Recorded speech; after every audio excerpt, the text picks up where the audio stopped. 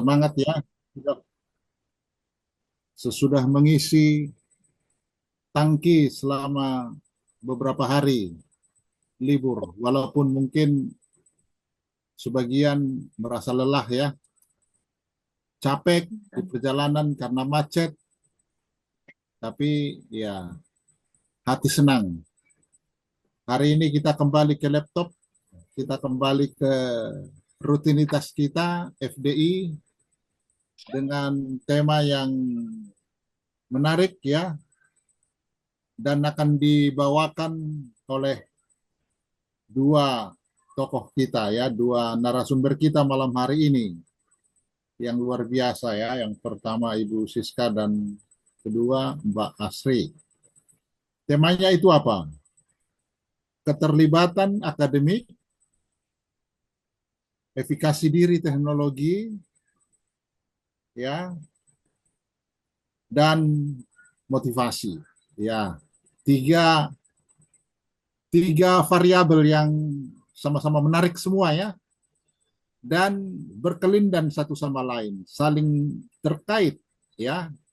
Kita bisa melihat bahwa ya keterlibatan itu menuntut banyak hal, dan dua hal yang paling menonjol mau kita lihat malam hari ini adalah efikasi diri, kemampuan, keyakinan diri bisa menggunakan teknologi. Ya, almarhum Presiden B.J. Habibie mengatakan teknologi katanya ya, teknologi katanya. Ya, jadi dan yang kedua adalah motivasi. Maka malam hari ini ya kita akan digodok bersama oleh kedua narasumber kita ini bagaimana kedua ya faktor ini bisa ya memajukan mengembangkan keterlibatan akademik ya, yang mana menyebabkan yang mana tentu akan lebih menarik lagi kalau kita nanti ikuti detail dari penelitian mereka berdua. Oleh sebab itu, sebelum kita ke langkah berikutnya, saya izinkan memperkenalkan kedua narsum kita ya, rekan-rekan yang ada di balik layar yang menyiapkan CV kedua tokoh kita. Yang pertama tidak asing lagi Ibu Doktor Francisca Iriana Rusmala Dewi Kak, MC. Iriani, protes saya. Iriani, wah, Iriani itu teman sebelah ya. Iya, teman sebelah. Mohon maaf ya, Iriani. Terima kasih koreksinya, Bu Siska. Soalnya selama ini kita sering panggilkan Ibu Siska, bukan Ibu Iriani. Jadi teringat Pulau Irian ya. Iya. Nama Irian, ciptaan Bung Karno. Jadi nama Ibu Siska ini ada andilnya Bung Karno loh di situ, proklamator kita ya, dalam kata Irian itu ya. Ya, jadi konon ada kepanjangannya itu. Ya, saya sudah agak lupa-lupa, tapi ada itu singkatan.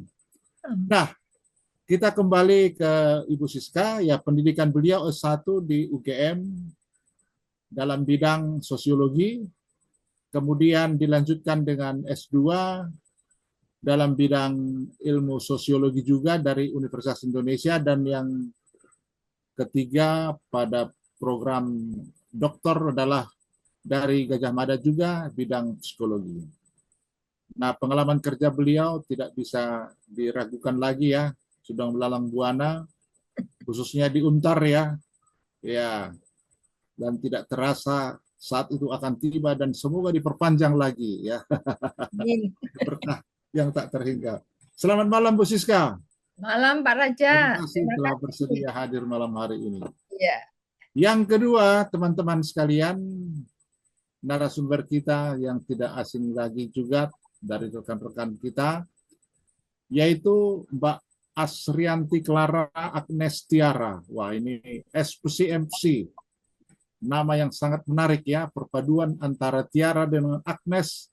Ada Clara di sana, Asrianti lagi, jadi ada kata Asri, ada Clara, itu artinya terang, benderang, ya. Agnes Tiara, dan di situ luar biasa. Selamat malam Mbak, dan beliau mengucap pendidikan di bidang psikologi di Universitas Persada Indonesia, IAI ya, di Jakarta Pusat.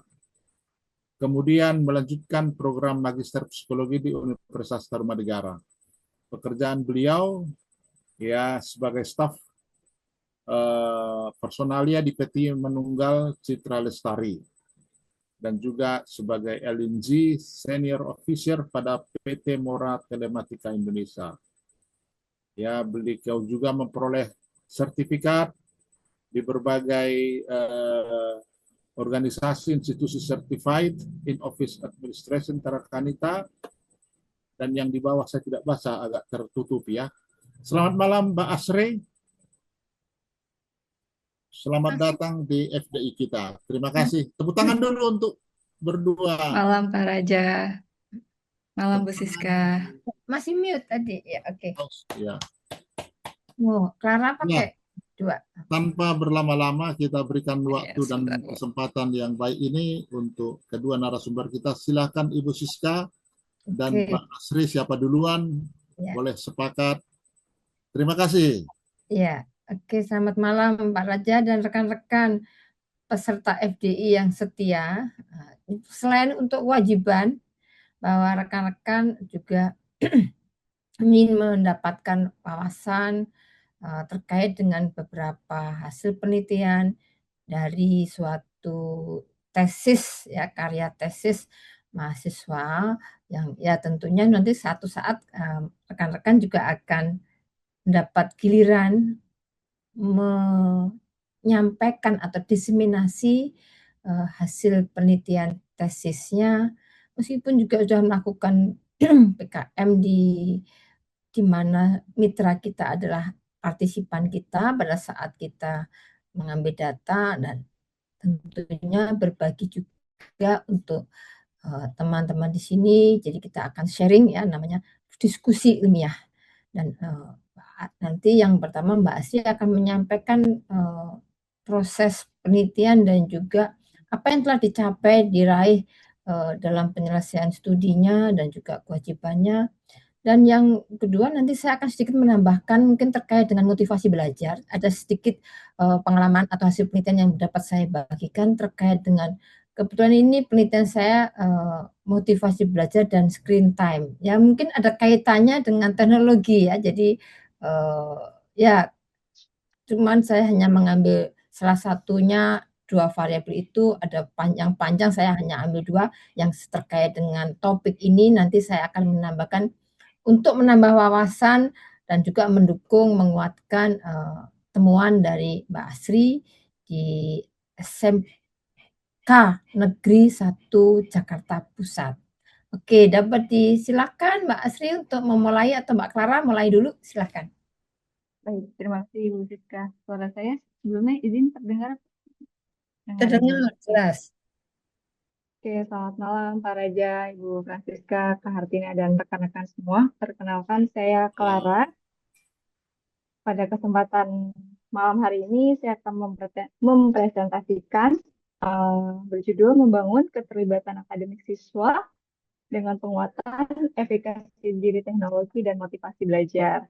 Ya, sebelum lanjut ke slide berikutnya, di sini ingin menjelaskan penelitian ini berangkat dari fenomena yang umum terjadi di lingkungan SMK, di mana sebagian besar siswa telah memiliki akses dan terbiasa menggunakan teknologi seperti komputer dan internet dalam kehidupan sehari-hari.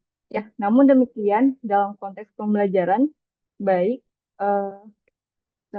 dalam konteks pembelajaran tidak semua siswa itu menunjukkan keterlibatan akademik yang optimal. Dalam hal ini menimbulkan pertanyaan penting. Apakah penggunaan teknologi secara otomatis dapat meningkatkan keterlibatan belajar siswa atau justru terdapat faktor psikologis lainnya yang mempengaruhi seperti itu. Ya, berdasarkan hal tersebut, penelitian ini mengkaji peran efikasi diri teknologi dan motivasi belajar dalam meningkatkan keterlibatan akademik siswa.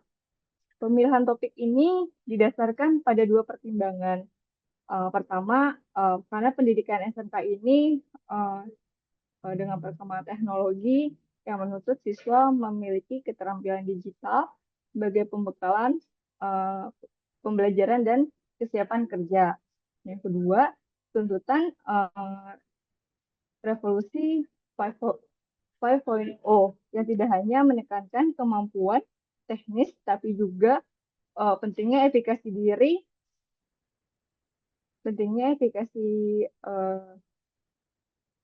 diri dalam penggunaan teknologi serta motivasi belajar agar siswa mampu beradaptasi dan bersaing di masa depan.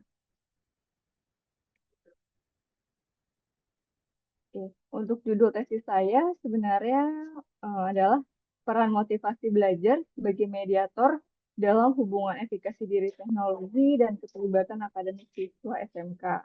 Nah, alhamdulillah untuk tesis sudah publish di EduFest. Berikut untuk linknya. Dan alhamdulillah juga untuk PKM telah publish juga di jurnal Arsi Sinta 5. Dan untuk yang publikasi tesis di jurnal Sinta 3. Ini berkat bantuan Bu Siska sama ini. Oke, kita lanjut ke materi berikutnya. Ya, outline materinya terdiri dari latar belakang, tinjauan literatur, metode penelitian, hasil penelitian, lalu adanya implikasi penelitian. Oke, kita mulai dari latar belakang penelitiannya.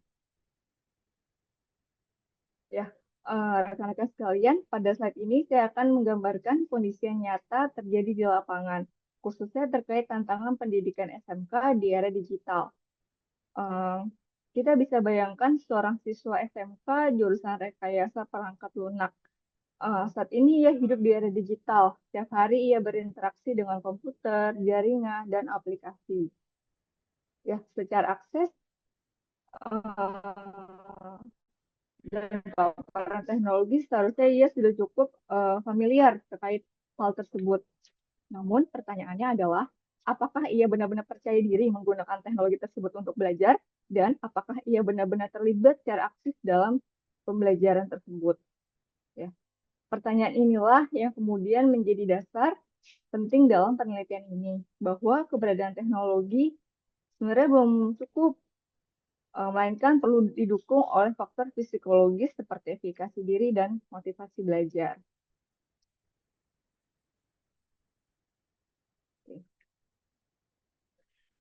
Dari gambaran siswa SMK sebelumnya kita bisa lihat bahwa akses terhadap teknologi sebenarnya sudah bukan menjadi alasan utama. Ya. Namun jika kita tarik lebih luas, kondisi ini juga berkaitan dengan peran strategis SMK dalam pendidikan nasional. SMK tidak hanya berfungsi sebagai jenjang pendidikan formal, tetapi juga menjadi pilar penting dalam menyiapkan sumber daya manusia yang siap kerja.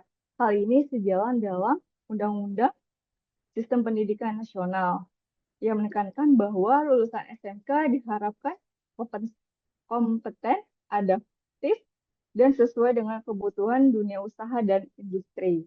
Ya, akan tetapi di era transformasi digital dan revolusi 5.0 saat ini, tuntutan terhadap siswa menjadi semakin kompleks. Siswa tidak cukup hanya memiliki keterampilan teknis, tapi juga kemampuan untuk beradaptasi dengan teknologi, serta mampu terlibat secara aktif dalam proses pembelajaran berbasis digital. Ya, fenomena empirisnya di sini kita bisa lihat berdasarkan data global menurut laporan PISA tahun 2022 yang dirilis oleh Organization for Economic Cooperation dan Development, kemampuan siswa Indonesia dalam aspek literasi, lalu numerasi dan sains masih di bawah rata-rata negara dari OECD, seperti itu. Hal ini menunjukkan bahwa tantangan yang kita hadapi bukan hanya pada akses atau penggunaan teknologi, tetapi juga pada kualitas pembelajaran itu sendiri. Tentu saja kondisi saat ini berdampak pada pendidikan kejuruan, termasuk dengan SMK, yang seharusnya tidak hanya menghasilkan lulusan yang siap kerja, tetapi juga memiliki kemampuan berpikir dan keterlibatan belajar yang baik seperti itu. Ya, pada slide ini kita akan melihat kondisi yang lebih dekat, yaitu fenomena yang terjadi di ruang kelas. Ya, dalam praktiknya masih sering kita temukan siswa yang merasa cepat bosan, kurang fokus saat pembelajaran berlangsung, kurang antusias, dan cenderung pasif dalam diskusi. Ya, kondisi ini menunjukkan keterlibatan siswa dalam belajar masih belum optimal. Padahal menurut Frederick dan rekan-rekannya, keterlibatan akademik merupakan salah satu kunci utama keberhasilan belajar yang mencakup 3 dimensi, yaitu perilaku, emosional, kognitif. Artinya, ketika siswa tidak terlibat secara aktif, maka proses belajar juga menjadi kurang maksimal.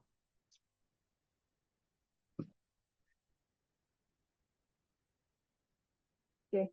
Melihat fenomena di ruang kelas tersebut, maka muncul pertanyaan, apa yang sebenarnya mempengaruhi rendahnya keterlibatan siswa? Menurut saya, salah satunya juga yang diduga adalah faktor psikologis, khususnya efikasi diri teknologi. Karena efikasi diri teknologi dapat dipahami sebagai keyakinan siswa terhadap kemampuannya dalam menggunakan teknologi untuk mendukung proses pembelajaran. Konsep ini merujuk pada teori kognitif sosial dari Albert Bandura, yaitu mengenai keyakinan individu akan mempengaruhi perilaku dan pada akhirnya berdampak pada performa. Artinya, meskipun siswa memiliki akses terhadap teknologi, jika mereka tidak memiliki keyakinan diri dalam menggunakannya, maka keterlibatan dalam belajar juga cenderung kurang optimal. Seperti itu. Berikutnya yaitu peran dari motivasi belajar.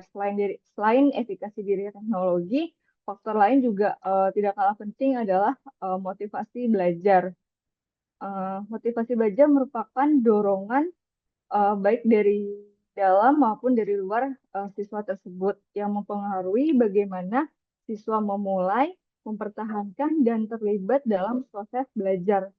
Nah, dalam penelitian ini, motivasi belajar tidak hanya sebagai variabel independen, tetapi juga sebagai mediator.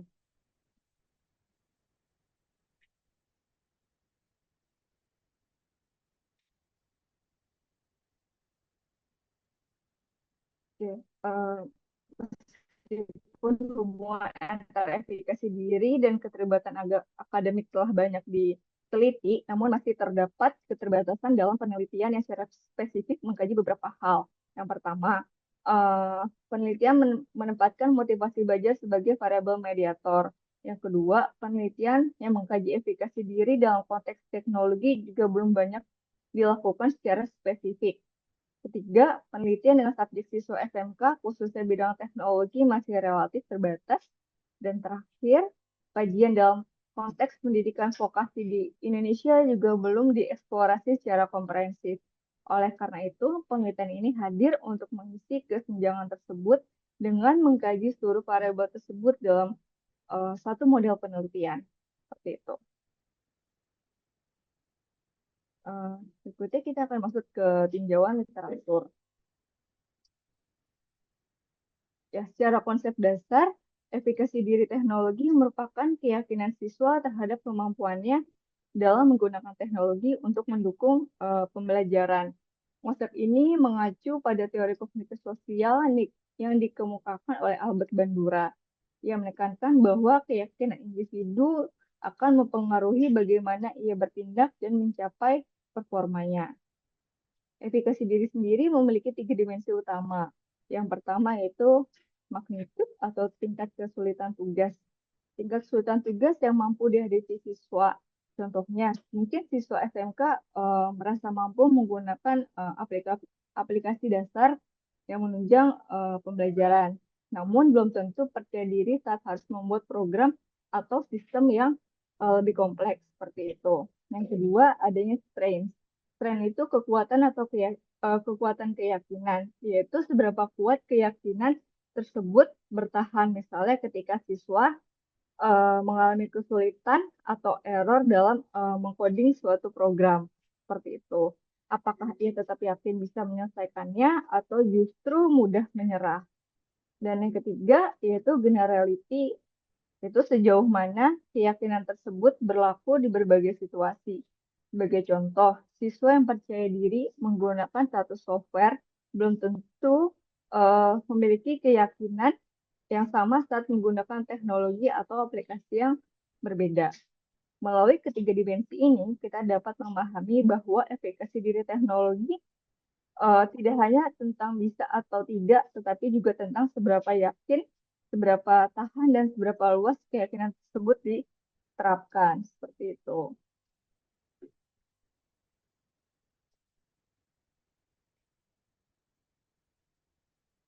Selanjutnya, setelah memahami dimensi efikasi diri, selanjutnya kita perlu melihat apa bentuk efikasi diri tersebut.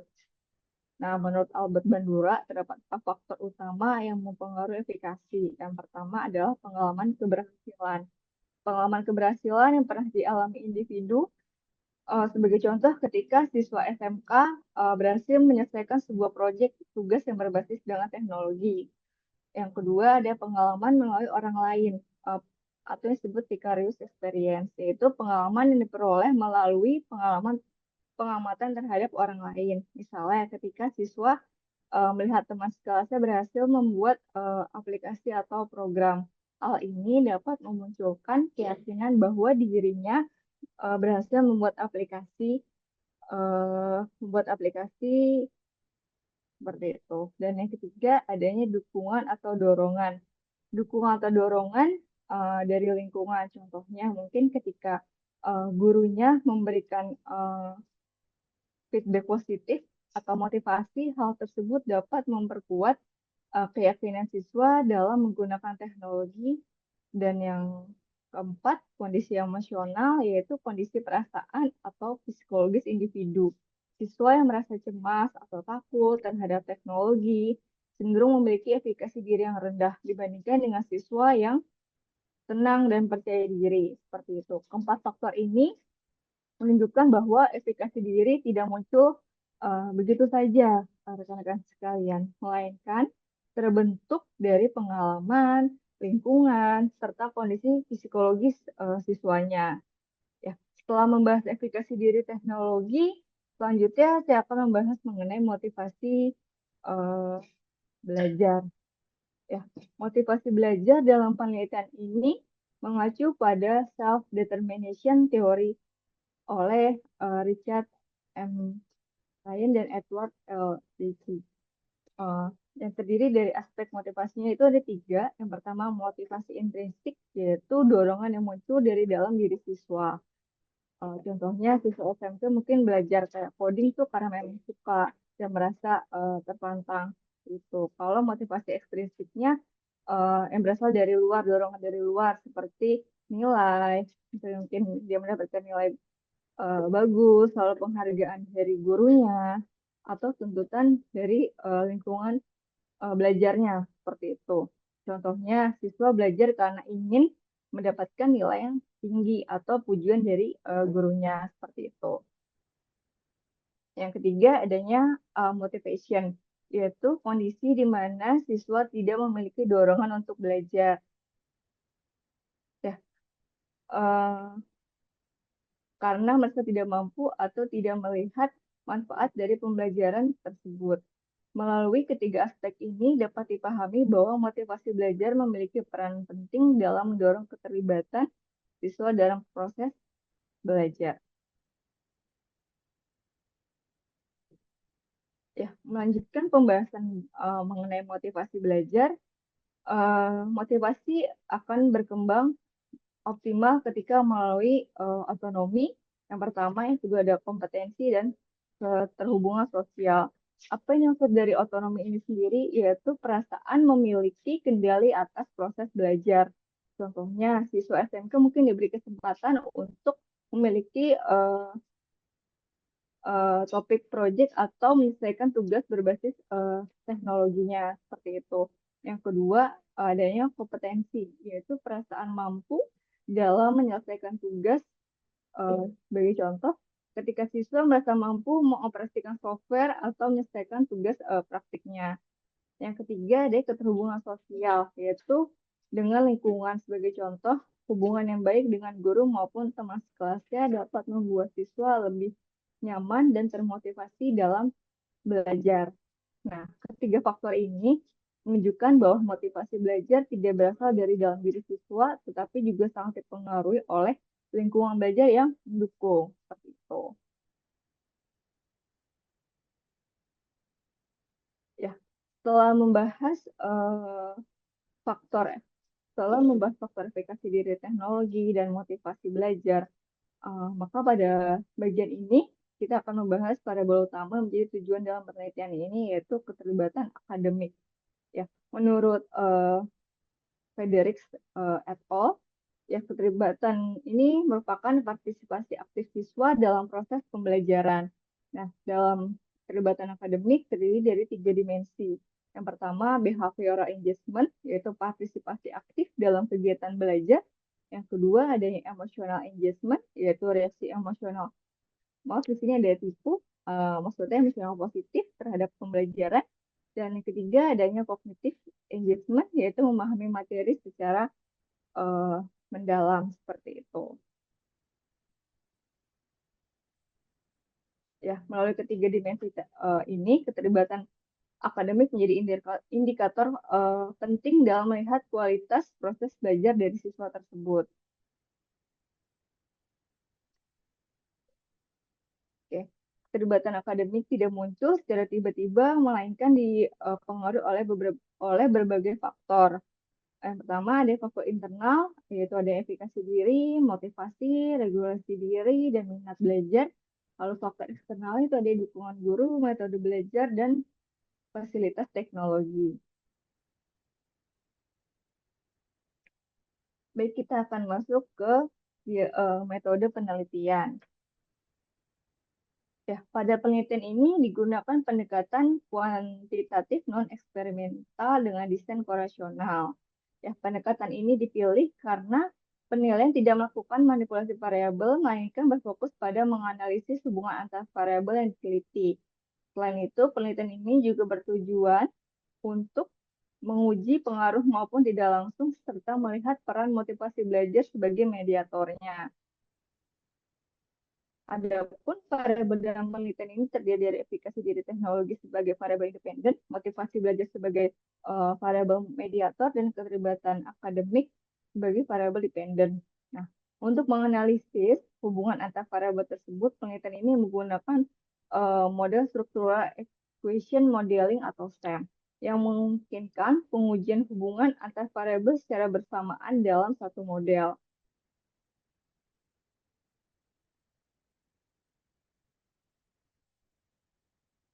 Ya, pada penelitian ini itu melibatkan 260 siswa SMK dengan rentang usia 15 hingga 18 tahun. Nah, teknik pengambilan sampel yang digunakan adalah purposive sampling, karena penelitian ini membutuhkan responden dengan kriteria khusus, yaitu siswa SMK yang menggunakan teknologi dalam pembelajaran, sehingga purposive sampling dipilih agar data yang diperoleh lebih relevan dengan tujuan penelitian. Seperti itu. Nah, dilihat dari distribusinya, sebanyak 172 siswa laki-laki, lalu perempuan 88 siswa. Seperti itu. Penelitian ini dilakukan di SMK Negeri 1 Jakarta. Nah, waktu penelitian ini pada di tahun 2025. Dengan karakteristik partisipan tersebut, diharapkan data yang diperoleh dapat mempresentasikan kondisi siswa SMK, khususnya dalam konteks pembelajaran berbasis teknologi. Ya, instrumen penelitiannya itu yang pertama terkait terkait keterlibatan akademik, yaitu menggunakan alat ukur SEM atau School Engagement measure yang dikembangkan oleh Jennifer Fredericks yang terdiri dari 3 dimensi. Yang pertama behavioral engagement, emotional engagement, dan cognitive engagement. Jumlah itemnya itu 19 butir dengan skala Likert 1 sampai 5 dan reliabilitasnya 0,9475. Selanjutnya yaitu mengenai efikasi teknologi menggunakan alat ukur komputer use self-efficacy scale atau yang disebut dengan QS ini dikembangkan oleh Holcomb. Terdiri dari 3 dimensi yaitu magnitude, strength, dan generality. Jumlah itemnya itu 17 butir dengan skala Likertnya itu 1 sampai 6. Dan reliability-nya yaitu 0,947. Motivasi baja sendiri menggunakan alat ukur Academic Motivation Scale atau biasa disebut dengan AMS dikembangkan oleh Robert Valeran, terdiri dari 3 dimensi yaitu intrinsic, extrinsic, dan amotivation. Jumlah itemnya yaitu 15 butir, skala Likertnya 1 sampai 6 dan reliabilitas totalnya 0,942.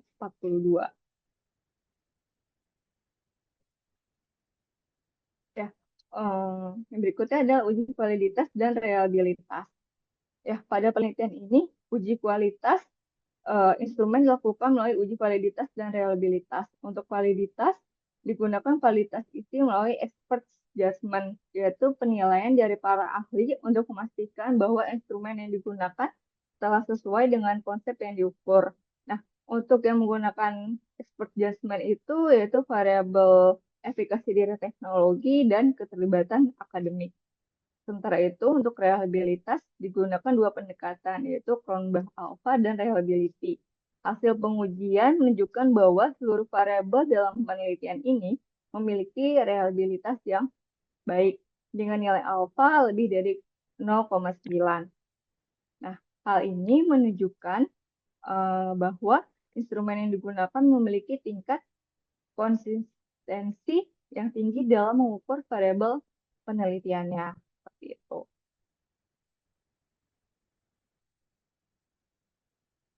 Ya, prosedur penelitian dilakukan melalui beberapa tahapan.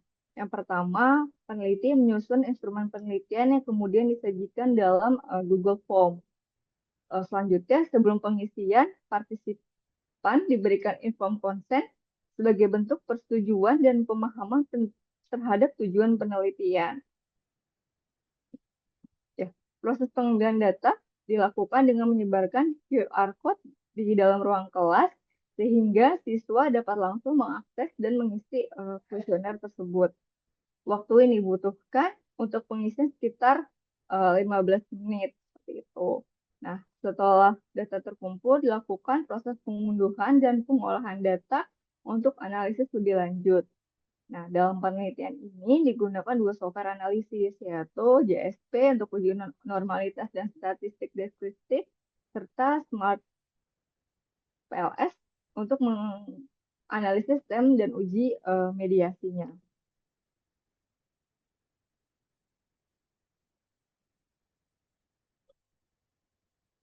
Untuk teknik analisis datanya, analisis dilakukan melalui tahapan berikut.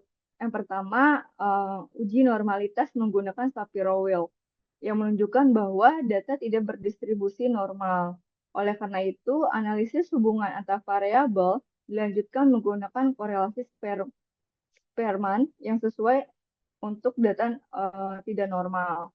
Nah, selanjutnya dilakukan kategorisasi data untuk memberikan gambaran deskriptif terhadap masing-masing variabel.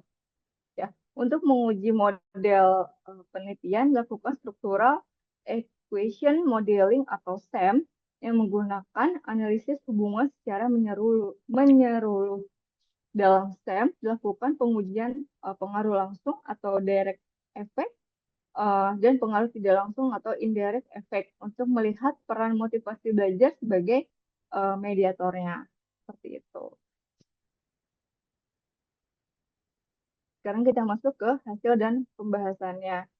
Ya, uji normalitas tadi dilakukan menggunakan Shapiro-Wilk sesuai dengan jumlah sampel yang kurang dari 500, yaitu 260. Hasil uji menunjukkan bahwa ketiga variabel memiliki nilai lebih kecil dari 0,05. Dengan demikian dapat disimpulkan bahwa seluruh variabel memiliki distribusi data yang tidak normal secara signifikan. Ya, pada kategorisasi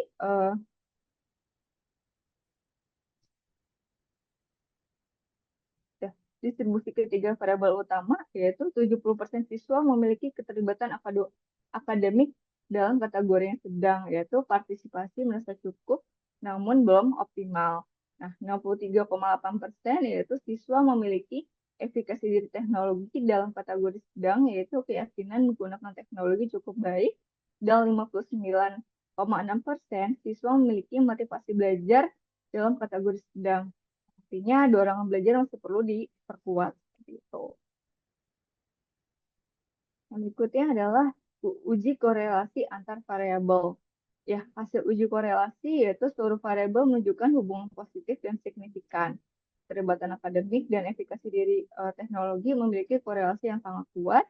Motivasi dan keterlibatan akademik yaitu juga memiliki korelasi yang kuat, dan motivasi belajar dengan efikasi diri teknologi juga memiliki korelasi yang kuat. Nah, sekarang kita masuk ke analisis STEM dan jalur mediasinya. Di sini kelihatan nggak ya? Ya, hasil STEM menunjukkan bahwa motivasi belajar kita kecilin aja deh. Ya, hasil STEM menunjukkan bahwa motivasi belajar berperan sebagai mediator. Pengaruh tidak langsungnya sebesar 0,246 menunjukkan bahwa sebagian pengaruh efikasi diri teknologi terhadap keterlibatan akademik terjadi melalui peningkatan motivasi belajar. Dengan kata lain, efikasi dari teknologi meningkatkan motivasi dan meningkatkan keterlibatan akademik itu sendiri. Seperti itu.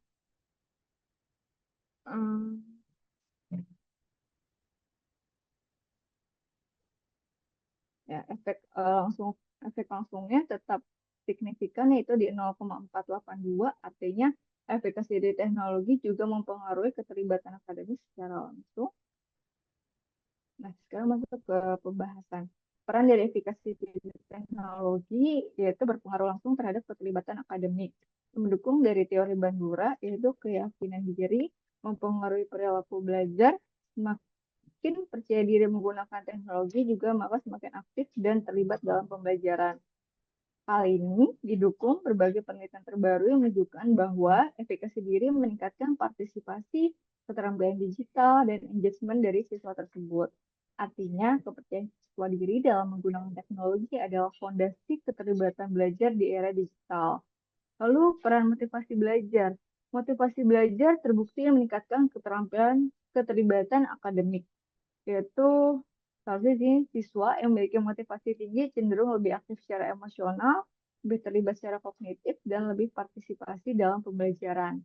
Hal ini sejalan dengan self-determination theory, yaitu motivasi itu muncul dari interaksi antara kemampuan diri dengan dukungan lingkungan. Artinya motivasi adalah penggerak utama keterlibatan akademik. Itu. Pembahasan berikutnya, motivasi sebagai mediator. Motivasi belajar menjadi mediator antara efikasi diri teknologi dan keterlibatan akademik. Efikasi diri itu berpengaruh langsung terhadap keterlibatan, berpengaruh tidak langsung melalui peningkatan motivasi. Dalam pembelajaran digital atau hybrid, efikasi diri dan motivasi yaitu memperkuat self-regulation learning. Siswa menjadi lebih mandiri, aktif, dan adaptif terhadap teknologi. Kesimpulan besarnya, efikasi diri teknologi adalah faktor kunci yang meningkatkan keterlibatan akademik baik secara langsung maupun melalui motivasi belajar.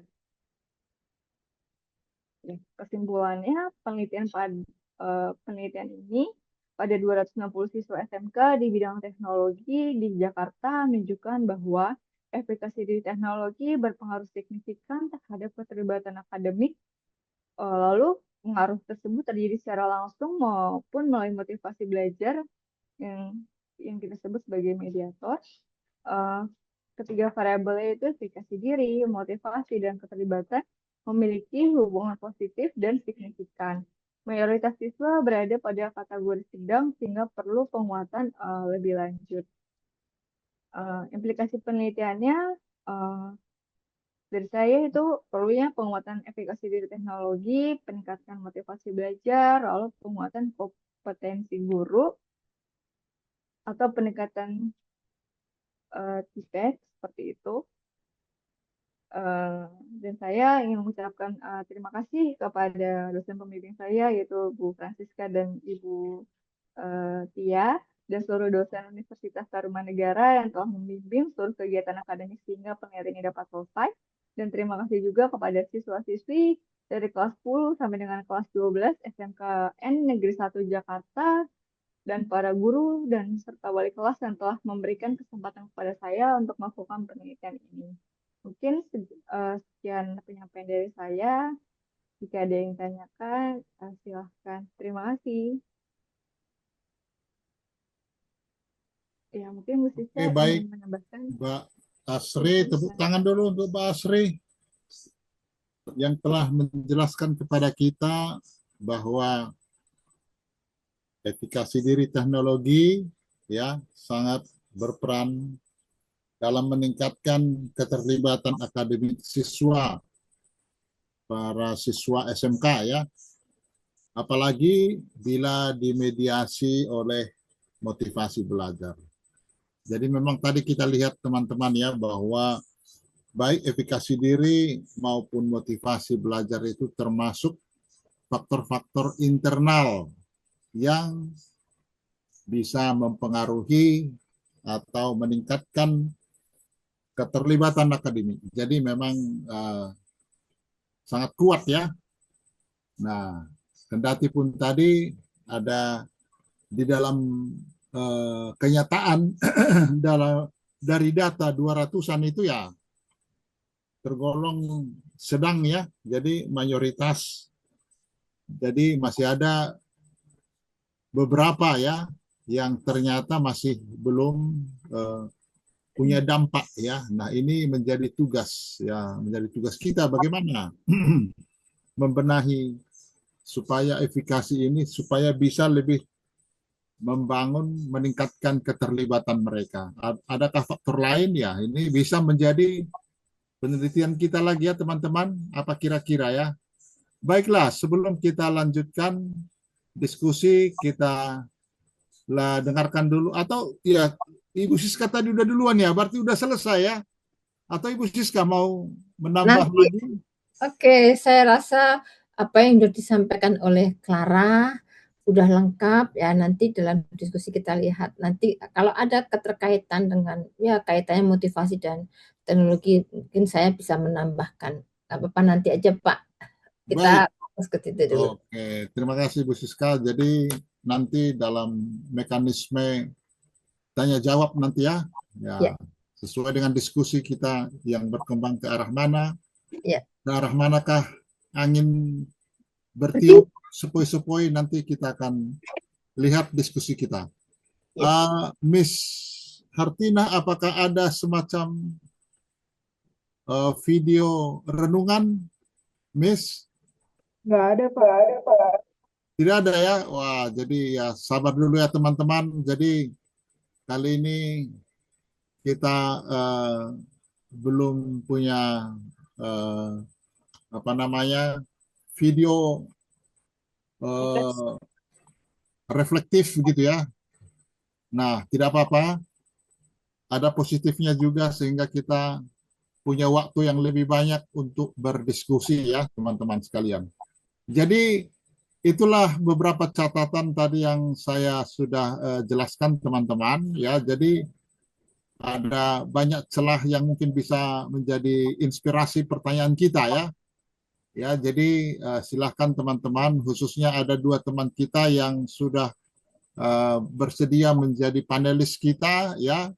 Jadi saya harap bahwa diskusi kita nanti bisa lebih hangat lagi, lebih bersemangat, asal jangan gontok-gontokan gitu aja ya. Jadi kita tetap damai sejahtera, aman-aman sampai akhir. Baik, untuk tahap pertama sebelum kita lanjutkan diskusi selanjutnya ke publik, kami beri kesempatan dulu kepada kedua panelis kita. Silakan siapa duluan, Mbak Salsabila atau Mbak Raisa Jesse. Silakan, waktu kami berikan kepada Anda. Silakan Mbak Salsa mungkin dulu ya. Ya. Baik, terima kasih untuk kesempatannya Pak Raja, dan terima kasih juga untuk paparannya dari Ibu Siska dan Kak Asri. Di sini saya izin bertanya mungkin terkait metode ya. Untuk metodenya ini kan tadi dijelaskan validitas isi ini melalui expert judgment. Saya ingin tahu untuk validitas isinya ini maksudnya apakah melalui data statistik atau bukan? Terus pertanyaan yang kedua, Kak Asri kan menggunakan aplikasi JASP, yaitu untuk normalitas dan statistik deskriptif. Dan Smart PLS ini untuk SEM dan uji mediasi. Apakah untuk uji mediasinya ini nggak bisa dilakukan di JASP, Kak? Gitu. Mungkin itu aja pertanyaan dari saya. Terima kasih atas kesempatannya. Ya, baik. Terima kasih atas dua pertanyaannya Mbak Salsa. Barangkali kita himpun dulu ya. Jadi nanti Mbak Asri dan Ibu Siska boleh sekaligus nanti menjawab yang mana duluan ya. Kita tampung dulu dari kedua panelis kita. Silakan yang berikutnya Mbak Raisa. Iya, selamat malam Pak Raja, Bu Siska, Ya, dan Kak malam. Art. Saya mau bertanya terkait latar belakang dan juga partisipan sebenarnya gitu kan tadi sebenarnya sudah dijelaskan ya eh, alasan kenapa SMK gitu ya Kak. Tapi kalau saya mau partisipan ini dilakukan di jenjang gitu, mengingat sebenarnya di zaman sekarang kan juga anak-anak di jenjang SMA itu juga mumpuni gitu ya dengan adanya eh, per- perluasan eh, eh, pendidikan teknologi. Yang kedua, tadi kan disebutkan bahwa partisipannya itu berusia 15 sampai 18 tahun. Berarti kan di kelas 10 sampai ke kelas 12 ya kalau saya tidak salah dengar gitu. Nah, apakah ada latar belakangnya dipilih usia 15 sampai 18 gitu, mengingat ini kan ada jenjang usia gitu ya dari 15 sampai 18 gitu. Dan kalau kita lihat juga mungkin pasti ada perbedaan motivasi dan juga keterlibatan belajar gitu dari ketiga jenjang ini gitu. Jadi saya ingin bertanya apakah ada alasan tertentu atau ada latar belakang dari terpilihnya partisipan tersebut gitu. Terima kasih Kak. Ya, terima kasih Mbak Reza. Mbak, maaf Iya, untuk pertanyaan baik. pertama boleh diulang karena tadi suaranya putus-putus. Oh iya, yang pertama tadi sebenarnya mau tanya Kak, apakah mungkin kan kalau sebenarnya penelitian itu dilakukan di jenjang SMA, jadi tidak hanya SMK gitu, mengingat sekarang pun dengan kemajuan teknologi, anak-anak di bidang SMA juga dituntut gitu ya untuk memiliki kemampuan teknologi yang mumpuni gitu. Mereka tuh sudah mulai harus menguasai coding dan lain-lain gitu. Jadi apakah memungkinkan gitu kan? Jadi tidak hanya di SMK, tetapi juga di jenjang SMA. Seperti itu Kak Clara. Baik, terima kasih Kak Raisa. Baik, Kak Raisa. Terima kasih, Kak. Ya, sudah jelas mungkin ya Mbak Asri ya. Jadi saya juga baru tangkap pertanyaan pertama tadi. Jadi terkait latar belakang, apakah memang hanya untuk anak SMK? Ini andaikan dibuat di non SMK, mengingat mereka juga adalah insan teknologi, begitu ya kira-kira, bisakah kira-kira gitu ya? Silakan siapa duluan Mbak Asri ya? Silakan Mbak Asri. Ya, baik Pak. Saya izin menjawab pertanyaan Mbak Salsa tadi ya pertama ya.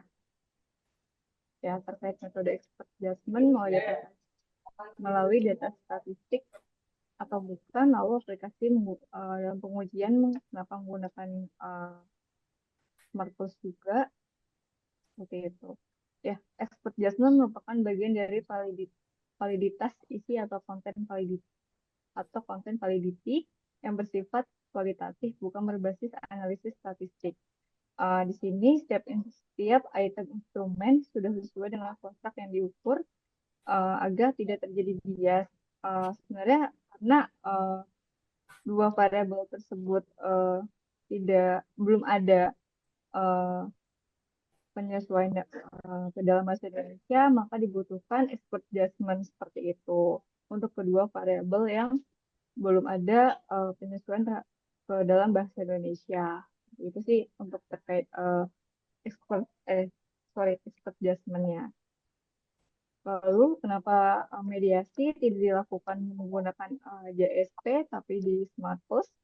Pemilihan SmartPost sebenarnya didasarkan pada kebutuhan analisis model yang lebih kompleks.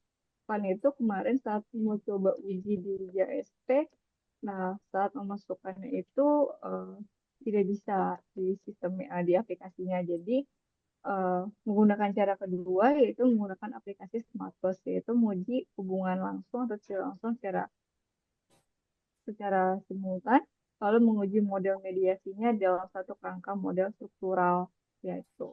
Karena sebenarnya JFP itu terbatas untuk analisis statistik dasar, sedangkan SmartPost dirancang khusus untuk STEM berbasis partial square yang lebih fleksibel untuk data non-normal dan model mediasi. Karena uji mediasi ini sebenarnya ini menggunakan pendekatan STEM sehingga lebih dapat dilakukan di SmartPost yang mampu menguji hubungan langsung dan tidak langsung dalam satu model, sedangkan JSP digunakan untuk analisis awal seperti normalitas dan deskriptif seperti itu. Dan untuk pertanyaan kedua dari Mbak Raisa, Maaf Mbak Asri, iya, mungkin bukan hanya saya kesulitan mendengar suara Mbak Asri ya, agak kurang kencang gitu. kurang jelas ya Bolehkah Pak ya? didekatkan mikrofonnya? Ya, Oh boleh Pak. suaranya diperkeras. Baik, saya ulangi ya, izin para Bu Siska dan Ya, ya. ya, untuk expert judgment ini bukan statistik, jadi kenapa menggunakan expert judgment karena kedua variabel keterlibatan akademik dan aplikasi diri teknologi belum ada yang diadaptasi ke dalam bahasa Indonesia, sehingga menggunakan bantuan dari expert adjustment untuk memastikan validitas isinya seperti itu. Jadi sebelum digunakan pada para partisipan, validasinya awalnya diuji dulu, diterjemahkan menggunakan expert judgment seperti itu. Lalu kenapa mediasi tidak dilakukan di JSP? Yaitu pemilihan SmartPost didasarkan pada kebutuhan analisis model yang kompleks. Ya, karena menguji hubungan langsung dan tidak langsung, lalu menguji model mediasi dalam satu kerangka model, dan sebenarnya sempat ada kendala saat menguji mediator di JSP. Jadi menjadi alternatifnya dan mencoba di aplikasi SmartPost gitu.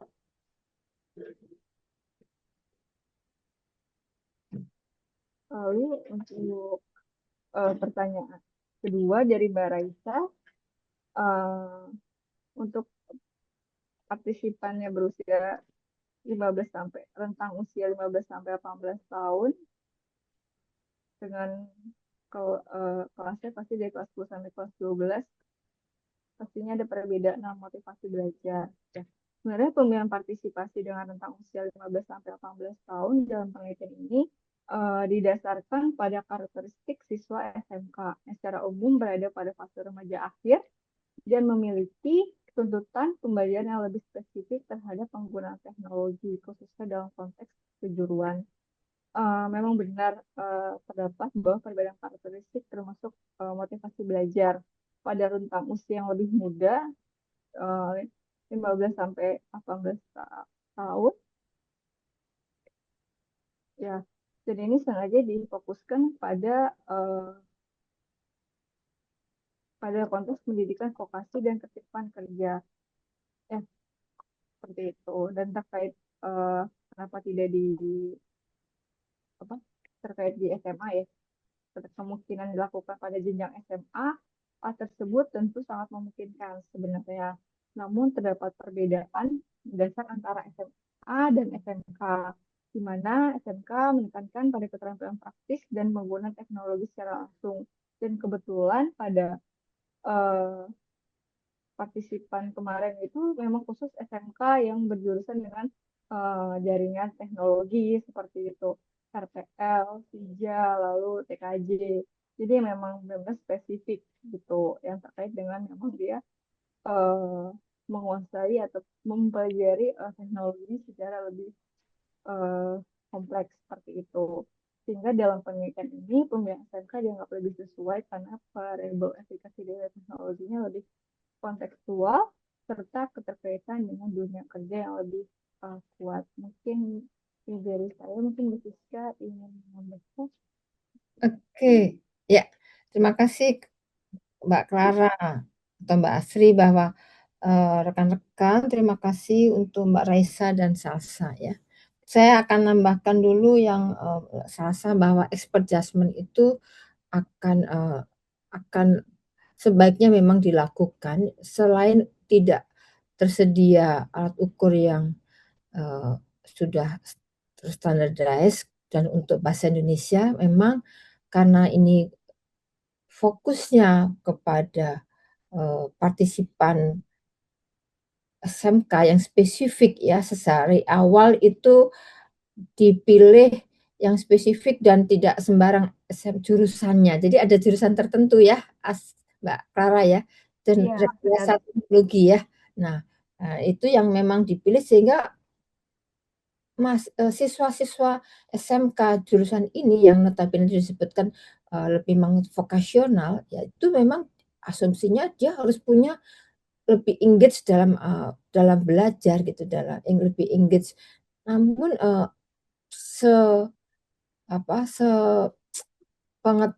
sepengetahuan, dalam observasi maupun wawancara ataupun yang telah dilakukan, pengamatan yang dilakukan pada kelompok siswa SMK ini, mereka memang belum sepenuhnya gitu ya. Jadi itu menjadi faktor ya seharusnya mereka kan harus sudah milih jurusan itu gitu ya. Jadi jangan-jangan waktu milih dulu itu memang tidak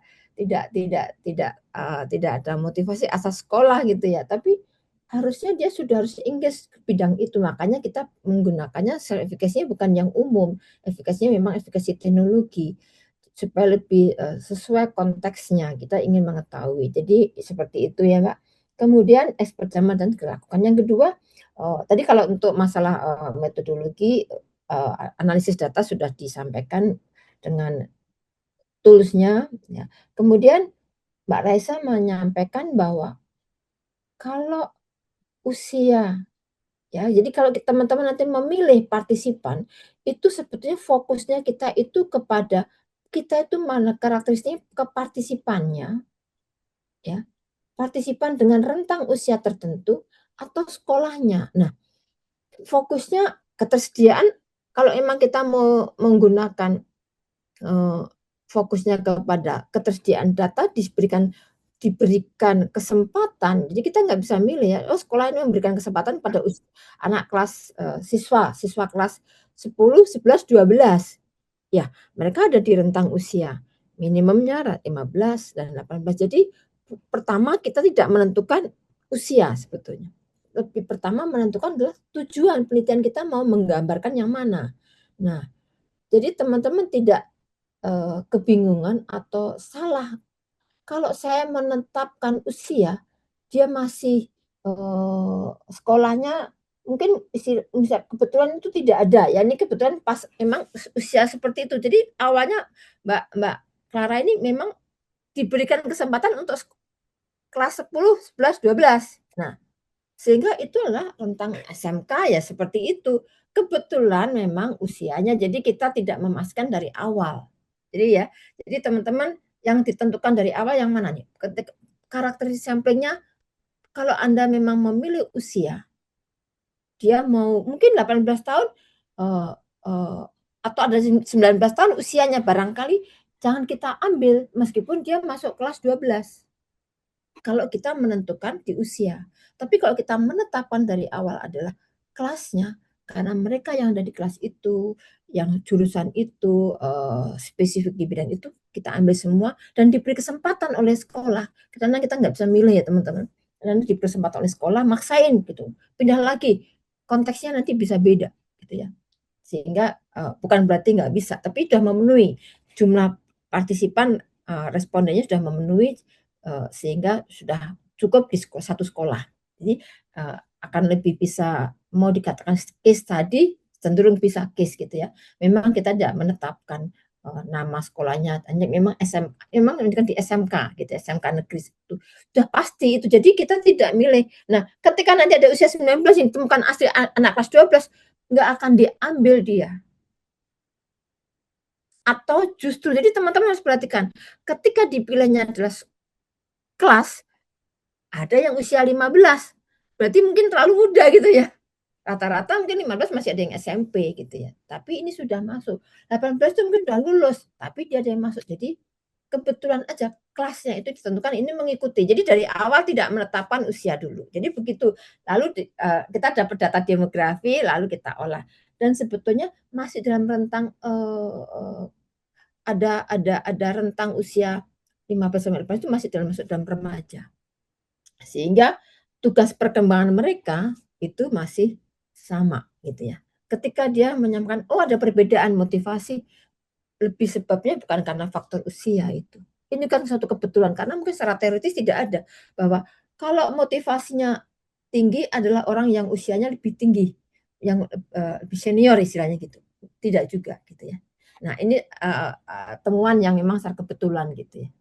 Nah itu yang menjadi tambahan saya tadi tentang partisipan ya, konteksnya memang karena fokus kita kepada SMK yang notabene vokasi harus sudah dari awal milih begitu. Jadi terus, nah ketika didalami ini tentunya ada penyebabnya kenapa ini kok dia kurang, sehingga diteliti ternyata ada faktor motivasi gitu ya.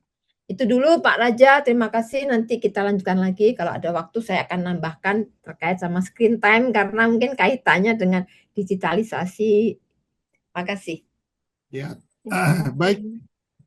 Terima kasih Ibu Siska dan Mbak Asri ya. Dari teman-teman, itu yang menjadi kekhususan ya penelitian ini. Kalau kita ingat tadi dalam presentasi Mbak Asri itu apa yang menjadi gap-nya, ya jadi gap-nya itu yaitu tadi bahwa mereka fokus kepada kekhususan dari sumbernya atau subjeknya. Subjek penelitian itu sudah ditentukan ya.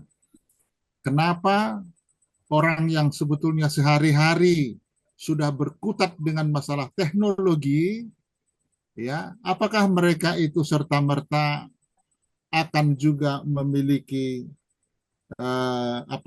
keterlibatan yang lebih mumpuni dari yang lain? Nah, ini menjadi pertanyaan yang menarik sebetulnya ya.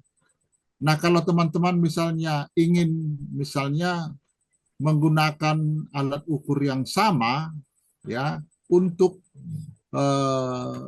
subjek yang berbeda, nah menarik nanti. Jadi ini bisa inspirasi bagi Anda ya teman-teman. Jadi itu bukan pengulangan namanya, tetapi yang penting adalah bahwa Anda bisa menemukan celah kenapa Anda membuat penelitian itu. Dan itu bisa dipertanggungjawabkan dan bisa disepakati bersama oleh pembimbing. Jalan itu barang. Ya, jadi gitu ya teman-teman ya. Itu yang bisa kita pelajari barangkali ya dari penelitian Mbak Asri dan Bu Siska ini. Ya, demikian kira-kira penjelasan tambahan dari saya ya untuk memahami ya pertanyaan dari kedua panelis kita tadi ya. Nah sekarang kita berangkat ke teman-teman yang lain ya. Jadi Anda bebas, siapa yang ingin bertanya silahkan angkat tangan, jangan angkat kaki ya. Jadi angkat tangan aja lah ya. Sebab kalau wah langsung ramai dia ya. Oke, jadi saya catat dulu. Pertama Mbak Filza, kedua nanti Mbak Azeng, yang ketiga nanti Mbak Nurul. Ya, silakan Mbak Filza. Terima kasih Kak Reza, dan terima kasih dan atas pemaparannya Kak Clara. Saya mohon maaf tadi kalau terlewat karena sinyal saya di sini agak buruk. Saya cuma mau tanya kira-kira apa yang bisa dilakukan terutama untuk orang tua untuk membuat partisipasi akademik anaknya tuh meningkat atau optimal gitu. Itu saja Kak. Terima kasih banyak. Oke, terima kasih. Ya, Mbak Filza yang kedua, Mbak Azeng, silakan Mbak. Baik, terima kasih Pak Raja. Saya izin nanya Kak Clara. Jadi, tadi kan saya lihat di PPT hasil uji normalitasnya itu tidak normal semua ya. Nah, sebenarnya saya di sini penasaran gitu sih Kak, karena saya kan belum ke tahap uji ya. Jadi, saya penasaran gitu. Kalau misalnya datanya nggak normal itu, berarti aman untuk dilanjutkan gitu kali ya Kak ya? Atau mungkin ada pengaruhnya sama hasil di bagian korelasi atau SEM-nya gitu Kak? Itu aja sih pertanyaan. Kira-kira apa yang ngebuat data yang tidak normal ini tetap dilanjutkan ke bagian uji. Kayak gitu sih Kak. Pertimbangannya apa? Terima kasih. Baik, Mbak Ajeng, terima kasih pertanyaannya. Yang ketiga, Mbak Nurul, silakan Mbak Nurul. Ya, terima kasih Pak Raja. Selamat malam Kak Clara dan Bu Siska.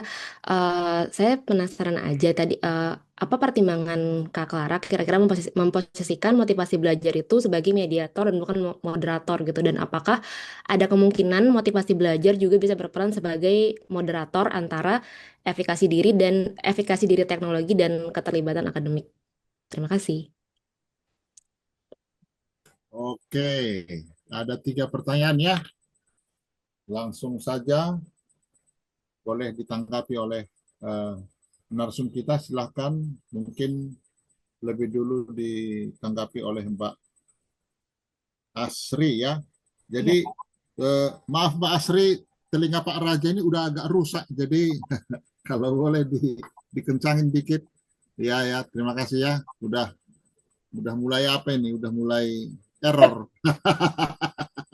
Makin tua. Makasih ya. Mungkin gara-gara itu suara saya keras-keras ya, karena saya sangka semua orang tuli seperti saya. Rupanya enggak. Dipikir Pak Raja marah-marah karena suaranya kencang-kencang.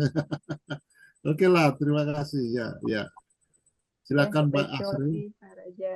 Oke, terima kasih Mbak Firza, Mbak Ajeng, lalu tadi Mbak Nurul. Saya akan menjawab dari Mbak Firza dulu, peran orang tua untuk meningkatkan keterlibatan anak. Sebenarnya peran orang tua itu menurut saya sangat penting dalam meningkatkan keterlibatan akademik anaknya, khususnya melalui beberapa hal. Menurut saya yang pertama memberikan dukungan emosional, seperti memberikan apresiasi dan perhatian terhadap proses belajar anak tersebut. Yang kedua, menciptakan lingkungan belajar yang kondusif, termasuk menyediakan fasilitas teknologi yang memadai.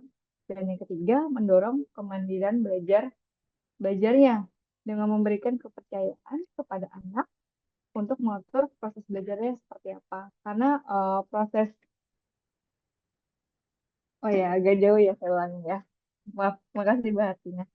Oke, peran orang tua menurut saya sangat penting dalam meningkatkan keterlibatan akademik anaknya, khususnya melalui beberapa hal. Yang pertama, menurut saya memberikan dukungan emosional seperti memberikan apresiasi dan perhatian terhadap proses belajar anak.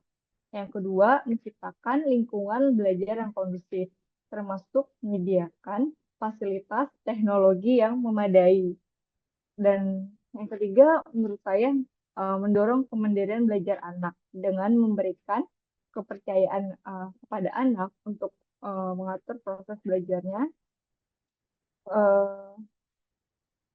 Yang keempat, memberikan komunikasi yang positif sehingga anak merasa didukung dan termotivasi dalam belajar.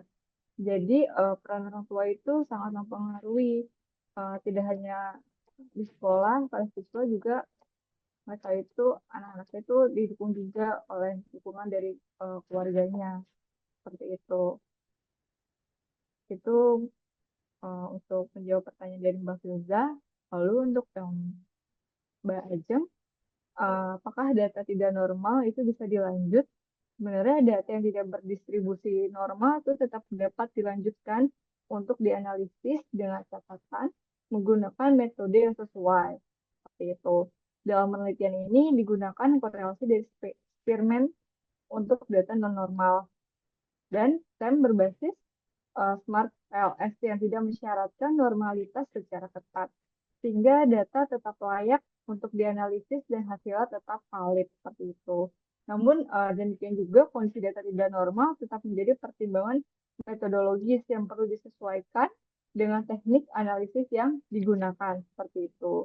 Jadi tidak bisa dilanjut, namun tetap bisa disesuaikan dengan metodenya seperti itu sih. Ini terkait data tidak normal. Dan pertanyaan dari Mbak Nurul, kenapa motivasi sebagai mediator, kenapa tidak moderator?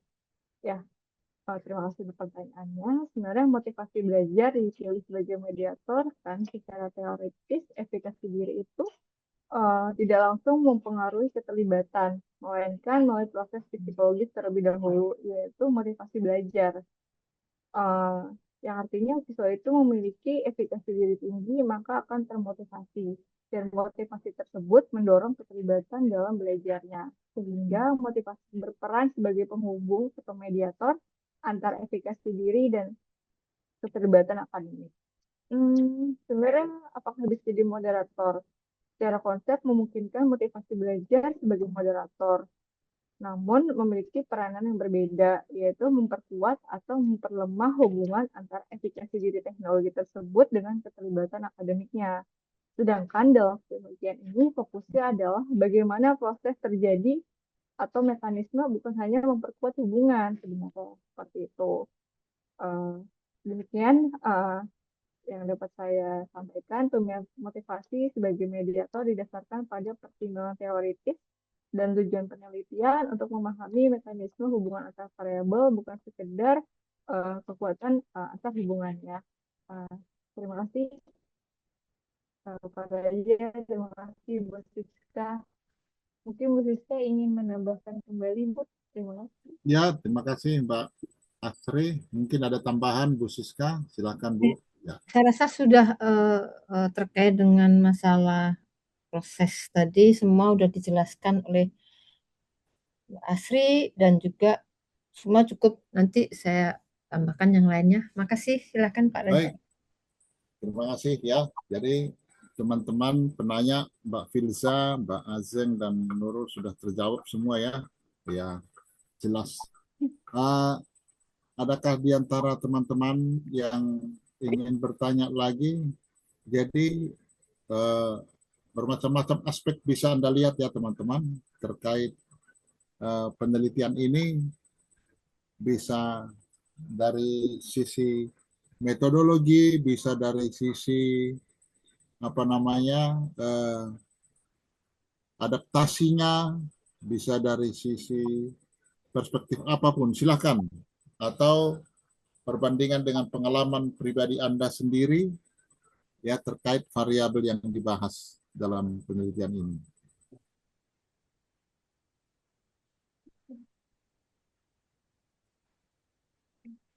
Oke, jika belum ada Pak Raja, saya coba sharing. Ya. Oke. Baik, Bu. Sambil tunggu teman-teman yang nanti mau muncul inspirasi nanti. Iya. Baiklah, saya masih terkait tentang motivasi belajar. Jadi saya pernah melakukan penelitian tahun lalu gitu ya. Salah satu bagian dari riset dikti, saya meneliti tentang bagaimana motivasi belajar dikaitkan dengan screen time ya, pada saat ini penggunaan screen time pada masyarakat atau remaja atau siswa urban dan semi urban atau rural ya, suburban ya. Jadi saya mengambil data di Salatiga yang mewakili suburban dan juga Jakarta sebagai urbannya. Nah, salah satu alat ukur yang saya pakai itu terkait dengan questionnaire for screen time of adolescents, yaitu instrumen ini memang untuk mengukur durasi, mengukur durasi screen time berdasarkan jenis aktivitas mereka aktivitas digital mereka itu penggunaan untuk keperluan akademik ya, pembelajaran gitu ya, kemudian untuk sebagai media sosial, sebagai relasi, menonton video gitu ya, lalu aktivitas gaming karena memang partisipannya adalah remaja SMP dan juga SMA. Dan responden ini mereka melaporkan jadi durasi penggunaan, jadi memang penggunaan screen time-nya itu melaporkan estimasi waktu penggunaan. Jadi memang tidak bisa persis gitu ya. Kan mereka sudah lewat berapa hari ini, hari kerja, weekday dan weekend. Jadi dijumlahkan berapa mereka itu dalam waktu rentang seminggu itu mereka mencatatkan, melaporkan ke kami di dalam mengisi kuesioner itu. Nah, itu adalah metode yang kami pakai dan juga metode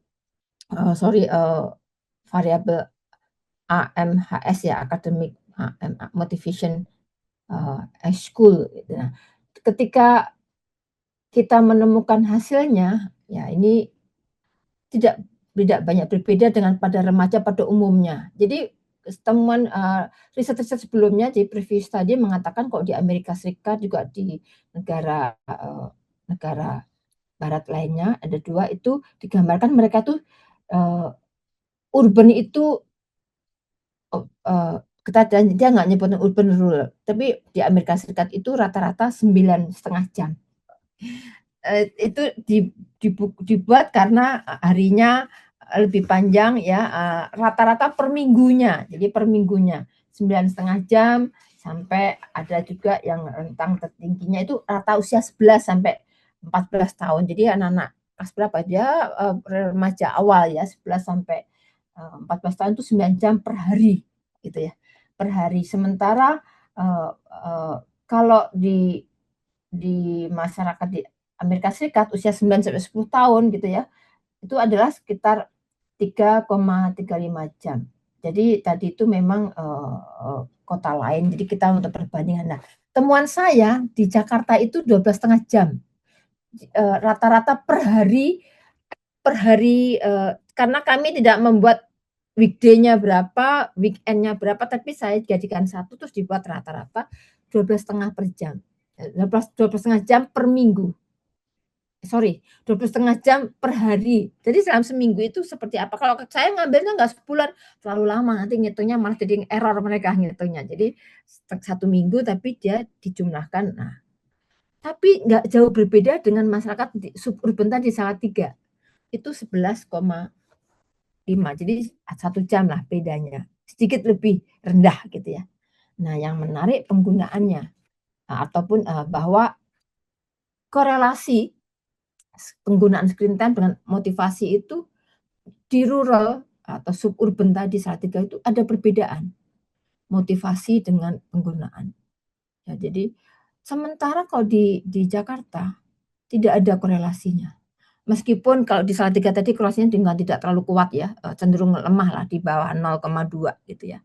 Tapi dia signifikan. Hanya tidak semua dimensi karena dimensinya ada banyak. Ada 2 dimensi yang memang cukup yang signifikan, yang lain tidak sih. Nah, teman-teman kita bisa melihat bahwa memang teknologi itu era digitalisasi itu memang menjadi persoalan terkait dengan motivasi belajar. Tidak hanya sekedar motivasi, yaitu efeknya karena ada masalah kesehatan mental gitu ya. Ya nanti kalau mungkin teman-teman membaca atau lebih lanjut tentang dikaitkan dengan pendekatan perspektif neurobiologis atau itu akan menggambarkan bahwa ada kaitannya dengan stimulus otak ya, terlalu over gitu ya. Nah, akibatnya mereka memang tidak sehat mentalnya. Nah, motivasi belajar itu lebih tinggi memang terjadi di suburban. Kenapa? Penggunaan itu lebih banyak digunakan untuk pembelajaran daring. Ya karena di daerah suburban tadi kota kabupaten itu medianya tidak banyak digunakan untuk menonton atau melakukan main game atau kegiatan TikTok berbeda di Jakarta. Jakarta tadi memang tidak ada pengaruhnya dengan motivasi karena memang terdistrak dengan hal-hal seperti itu. Dan lagi pula fasilitas gitu ya, fasilitas apa ya namanya? Fasilitas ya WiFi dan internet itu bagus di kota besar ya, dibandingkan di daerah, dan tentunya sosial ekonomi mempengaruhi juga sosial ekonomi masyarakat responden saya di Salatiga dan di Jakarta. Kebetulan memang saya perbedaannya adalah mereka swasta. Di Jakarta tadi swasta, sekolah swasta tidak terlalu, ya swastanya swasta menengah ya, tidak terlalu tinggi, tapi yang di Salatiga negeri, SMP negeri. Nah, sehingga kita bisa melihat perbandingan perbedaan dua kondisi masyarakat itu. Bagaimana mereka memanfaatkan teknologi dalam hal ini terpapar oleh layar ya, screen time tadi itu lebih banyak digunakan, hampir sama sedikit tapi penggunaannya berbeda gitu ya, sehingga tidak semua berkorelasi. Jadi ya namanya temuan ini tidak terbukti lah ya, itu terbukti, tapi mendapat ada hal-hal yang bisa kita diskusikan lebih lanjut. Nah, kenapa kalau ada salah satu dimensi extrinsic motivation introjected itu berhubungan dengan durasi screen time, karena mereka itu banyak melakukan kegiatan screen time tadi dalam rangka untuk mereduksi rasa bersalah, rasa malu gitu ya, butuh validasi diri. Jadi mereka banyak melakukan itu ya. Bukan sebetulnya dia bukan karena keinginan sendiri mereka termotivasi, tapi ada unsur lain bahwa mereka melakukan itu, seseorang atau remaja itu tidak melakukannya karena senang atau menikmati, tapi untuk menghindari perasaan tidak nyaman atau ada ancaman. Nah, ini yang terjadi di Salatiga, masyarakatnya lebih guyup, lebih ya di daerah kota kecil gitu ya, mereka tuh tidak ingin mendapatkan sanksi gitu ya. Sementara beda dengan di kota. Sepertinya kalau kita mengerjakan tugas lembur itu bukan karena keinginan kita untuk mengerjakan supaya kita ya banyak tugas kita cepat selesai, tapi lebih karena teman-teman yang lain, karyawan yang lain itu juga melakukan hal yang sama. Kita tidak ingin terlihat berbeda, atau mungkin belajar itu hanya untuk menghindari rasa bersalah dari orang tua. Jadi motivasi itu salah satu yang berkorelasi dengan penggunaan tadi, dan satu lagi adalah intrinsik ya, motivasi yang intrinsik aspeknya atau domainnya. Jadi tidak ada 6 domain tapi yang berkorelasi cuma 2. Jadi memang tidak bisa terkait. Jadi saya ingat karena topik Mbak Asri ini tentang motivasi, jadi saya kaitkan. Nah, kenapa penelitian ini dilakukan, karena memang untuk melihat ya bagaimana sih perbedaan kondisi masyarakat, kan sama-sama terpapar ya sekarang digitalisasi itu, tapi ternyata memang berbeda. Sering di sosial media lebih tinggi durasi itu dipakai untuk berkomunikasi, apakah dengan WhatsApp, diskusi gitu ya, pembelajaran dengan melalui YouTube, dia menggunakan lebih ke sana.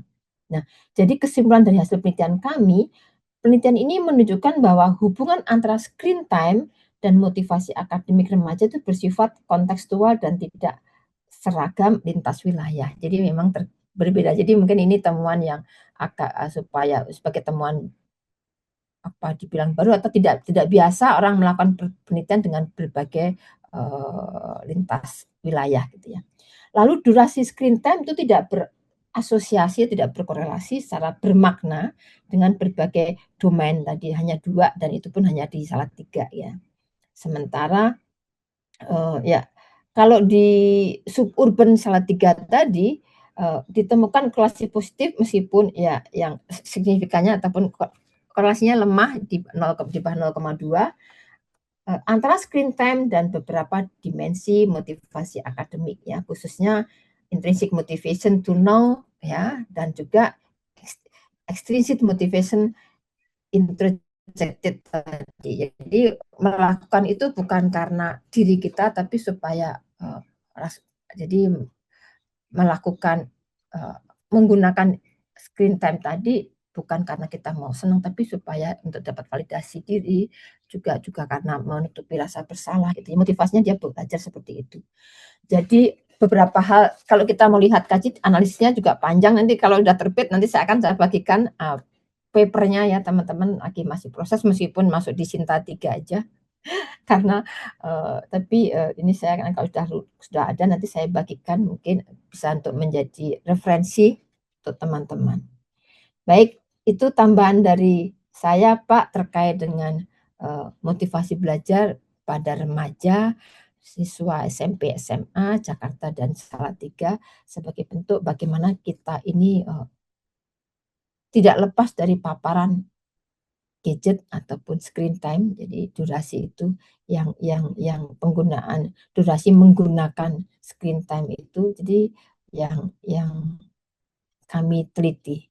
Terima kasih Pak Raja atas waktunya juga. Mungkin sekarang sambil menunggu teman-teman lain mengajukan pertanyaan, menggali lagi. Terima kasih banyak Bu Siska atas sharingnya ya, ketika melakukan penelitian tahun lalu itu ya, atau mungkin tahun sebelumnya ya, antara Salatiga dan Jakarta.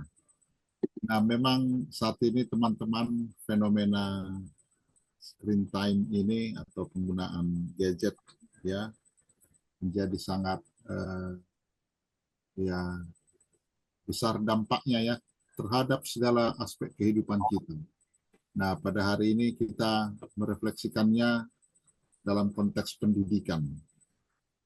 Terima kasih. Iya, Pak Raja. Ya. Sementara kan yang terakhir mungkin teman-teman juga ingat bahwa ada peraturan mulai berlaku kapan ya? Itu 28 kalau nggak salah, 28 Maret atau tanggal berapa? Peraturan dari Kominfo ya, dari Kominfo bahwa kan ada pembatasan ya. Dan yang terjadi ini pada saya melihat sendiri, saya mendengar sendiri ponakan gitu ya. Ponakan. Jadi cucu dari ponakan, anak dari ponakan saya gitu ya. Cucunya kakak saya gitu. Dia usianya masih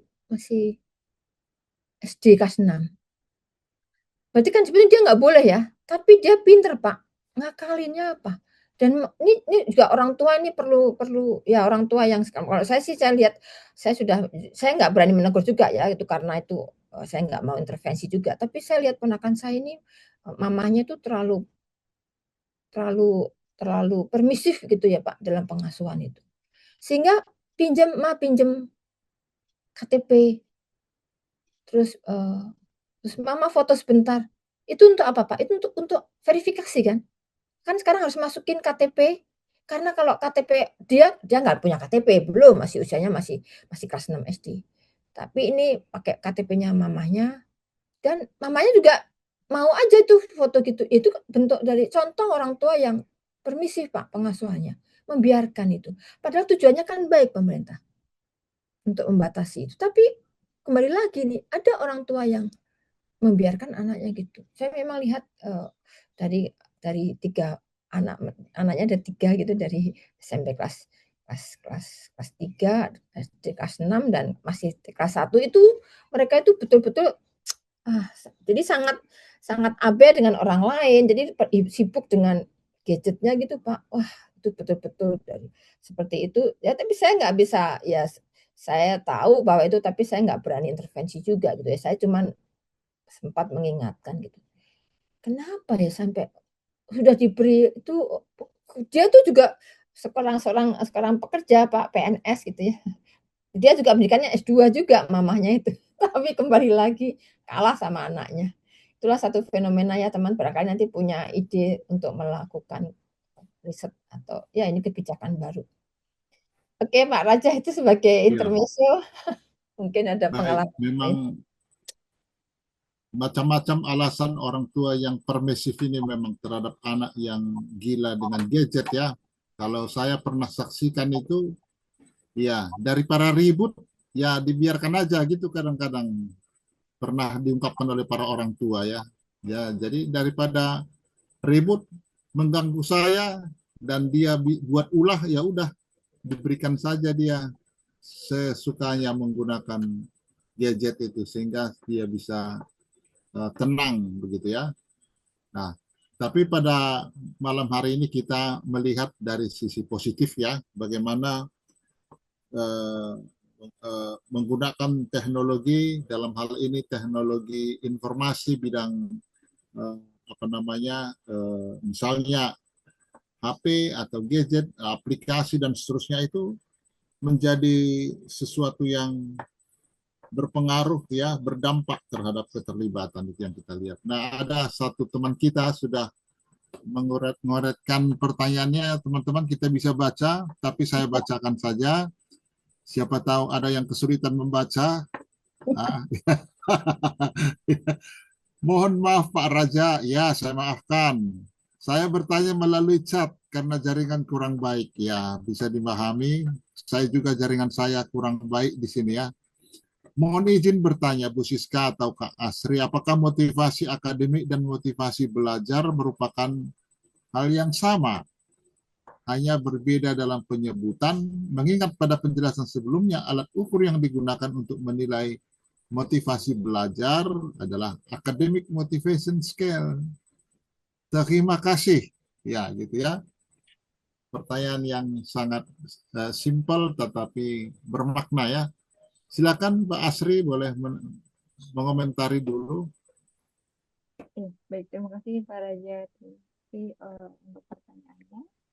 Ya, menurut saya pribadi terkait hal tersebut secara konsep motivasi akademik dan motivasi belajar pada dasarnya merujuk pada hal yang sama, yaitu dorongan mempengaruhi keterlibatan individu dalam proses pembelajaran. Perbedaannya lebih pada istilah atau penyebutannya. Nah, ini menurut saya. Motivasi akademik biasanya digunakan dalam konteks penelitian atau instrumen seperti academic motivation scale, sedangkan motivasi belajar lebih umum digunakan dalam konteks pembelajaran sehari-hari. Nah, dalam penelitian ini istilah yang digunakan adalah motivasi belajar, namun pengukurannya mengacu pada konsep academic motivation melalui instrumen AMS, sehingga secara teoritis keduanya tetap sejalan. Terima kasih. Mohon izin koreksi Bu Siska kalau saya salah menjawab. Terima kasih. Ya benar, betul itu memang itu hanya masalah penyebutan, artinya bisa dipertukarkan. interchangeable. Jadi memang bisa, teman karena kita mungkin ya kalau pengukuran memang akan menggunakan yang lebih ilmiah, tapi dalam variasi ini kita menyebutnya dengan belajar gitu ya. Akademik itu lebih mungkin lebih untuk urusan yang formal gitu ya. Kalau kita kalender akademik gitu ya, nggak ada kalender belajar. Tapi intinya sama, kita mau mengukur sejauh mana motivasi dalam belajar yang diukur ya dalam motivasinya. Motivasi akademik yang diukur adalah motivasi dalam hal pembelajarannya, gitu. Sebetulnya sama, gitu ya. Oke, seperti sama aja Mbak Yus. Sejauh ini saya menemukan atau melihatnya sebagai dua hal yang sama yang mungkin saling dipertukarkan bisa digunakan. Oke. Ya, benar ya, sama soal penyebutan, walaupun sebetulnya kita bisa sedikit untuk menolong mendiversifikasi, katakanlah, untuk ya mana lebih luas, akademik atau belajar? Ya, tampaknya belajar lebih luas konteksnya. Jadi belajar apa? Belajar naik sepeda, belajar berenang, ya kan teman-teman ya. Jadi makanya tidak ada kalender belajar, karena bisa disangka nanti itu kalender belajar naik sepeda. Tapi kalau kalender akademik ya pasti belajar yang ada di tingkat universitas ya, dengan yang dikatakan tadi yang formal gitu ya, seperti itu. Baik di sekolah maupun di perguruan tinggi. Itu sebagai tambahannya teman-teman, semoga membantu. Ada persamaannya, tapi dalam persamaan ada sedikit perbedaan pemahaman ya soal akademik dan belajar. Oke, terima kasih. Silakan. Iya, memang dampak libur panjang itu juga terasa juga ya, memang. Ya, Pulihkan mungkin motivasi, Pak. bagus nanti Iya, Ibu Pak. Siska, bagus dipelajari korelasi antara libur Libur. yang panjang dengan apa namanya keterlibatan akademik. Jadi lucu-lucu ya. Ya karena memang bisa dipahami teman-temannya. Jadi sudah sekian, ya belum tentu semua ya. Ada orang itu walaupun dalam situasi libur ya tetap siaga 24 jam dia ya. Jadi hari-hari tidak ada hari-hari tanpa akademik begitu ya. Jadi kurang lebih seperti. Nah, baik, nasib seorang moderator itu tadi ya kan, Maaf Pak Raja, mengisi maaf waktu Pak Raja, atau maaf Pak mempersoalkan Raja. atau mempertanyakan yang tidak ditanya orang. Atau Miss Pak Hartina Raja, ada maaf Pak. pertanyaan? Miss Hartina? Iya boleh dicek chatnya Pak. Saya udah Oh, ngechat Japri ke Bapak. oh sudah, oh ya, oh maaf ya, karena rupanya chatnya langsung ke Mbak ya, bukan ke saya ya, atau mungkin langsung ke, oke saya lihat teman-teman ya.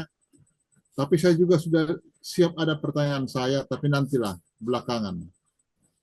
Saya cek dulu, sudah diteruskan di sini. Sabar teman-teman ya. Di WA ada, di chat Zoom juga ada Pak. Oh di chat room ada juga. Ada, boleh dicek dua-duanya boleh Pak. Kalau di chat room sudah saya baca ini yang ada, tapi sama aku belum muncul di chat room. Yang Japri saya Pak. Oh ya di Japri ya, oke. Terus, Ya. Pak. Oh ada 4 ini, woi luar biasa. Baik, berarti kita masih aman ini sampai jam 21 ya teman-teman, jangan khawatir. Ada pertanyaan. Oke, saya bacakan ya. Mungkin langsung kepada Mbak Asri diteruskan juga ya, Miss, supaya lebih gampang nanti menjawab. Tapi ini saya bacakan supaya teman-teman yang lain bisa mendengar ya. Demikian dari Mbak Dinda Ayuda, bagaimana peran faktor psikologis lain, misalnya self-regulation atau kecemasan akademik, dalam memengaruhi keterlibatan akademik. Bagaimana mengatasi siswa yang memiliki akses teknologi tetapi tetap tidak menunjukkan keterlibatan akademik yang tinggi. Nah, ya, boleh saya lanjutkan lagi yang kedua ya, Mbak Asri dan Bu Siska ya, dari Afra Sonia Puspaningrum, Asmaran ya. Dalam konteks pembelajaran abad 21, mana yang lebih dominan dalam meningkatkan keterlibatan akademik, efikasi diri teknologi atau motivasi belajar? Ya itu tadi. Sementara, oh iya sudah ada lagi di apa ya, di chat Zoom. Saya baca sekali, kalau Yesus Fitrinisa tadi sudah ya, sudah saya. Sudah Pak, sudah tadi sudah. Nah, itu sudah. Tinggal satu lagi dari Mbak Vina Fakriah. Pertanyaannya demikian, apakah sebenarnya teknologi di real life-nya meningkatkan atau menurunkan motivasi belajar? Teknologi ya, dalam kehidupan nyata. Ya demikian kira-kira, semoga Mbak Asri dan Ibu Siska bisa memberi penjelasan terhadap ketiga penanya ini supaya mereka nanti bisa nyenyak tidurnya gitu kira-kira ya. Baik, terima kasih ya. Silahkan.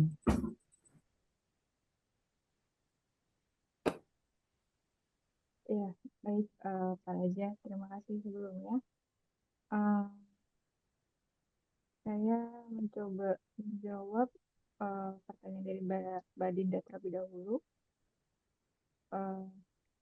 Terkait faktor psikologis lain sebenarnya yaitu self regulation dan kecemasan akademik. Keduanya menurut saya memiliki peran yang cukup signifikan dalam mempengaruhi keterlibatan akademik. Self regulation sendiri yaitu membantu siswa dalam mengatur proses belajarnya, seperti menetapkan tujuan, mengelola waktu, serta memonitor pemahaman siswa.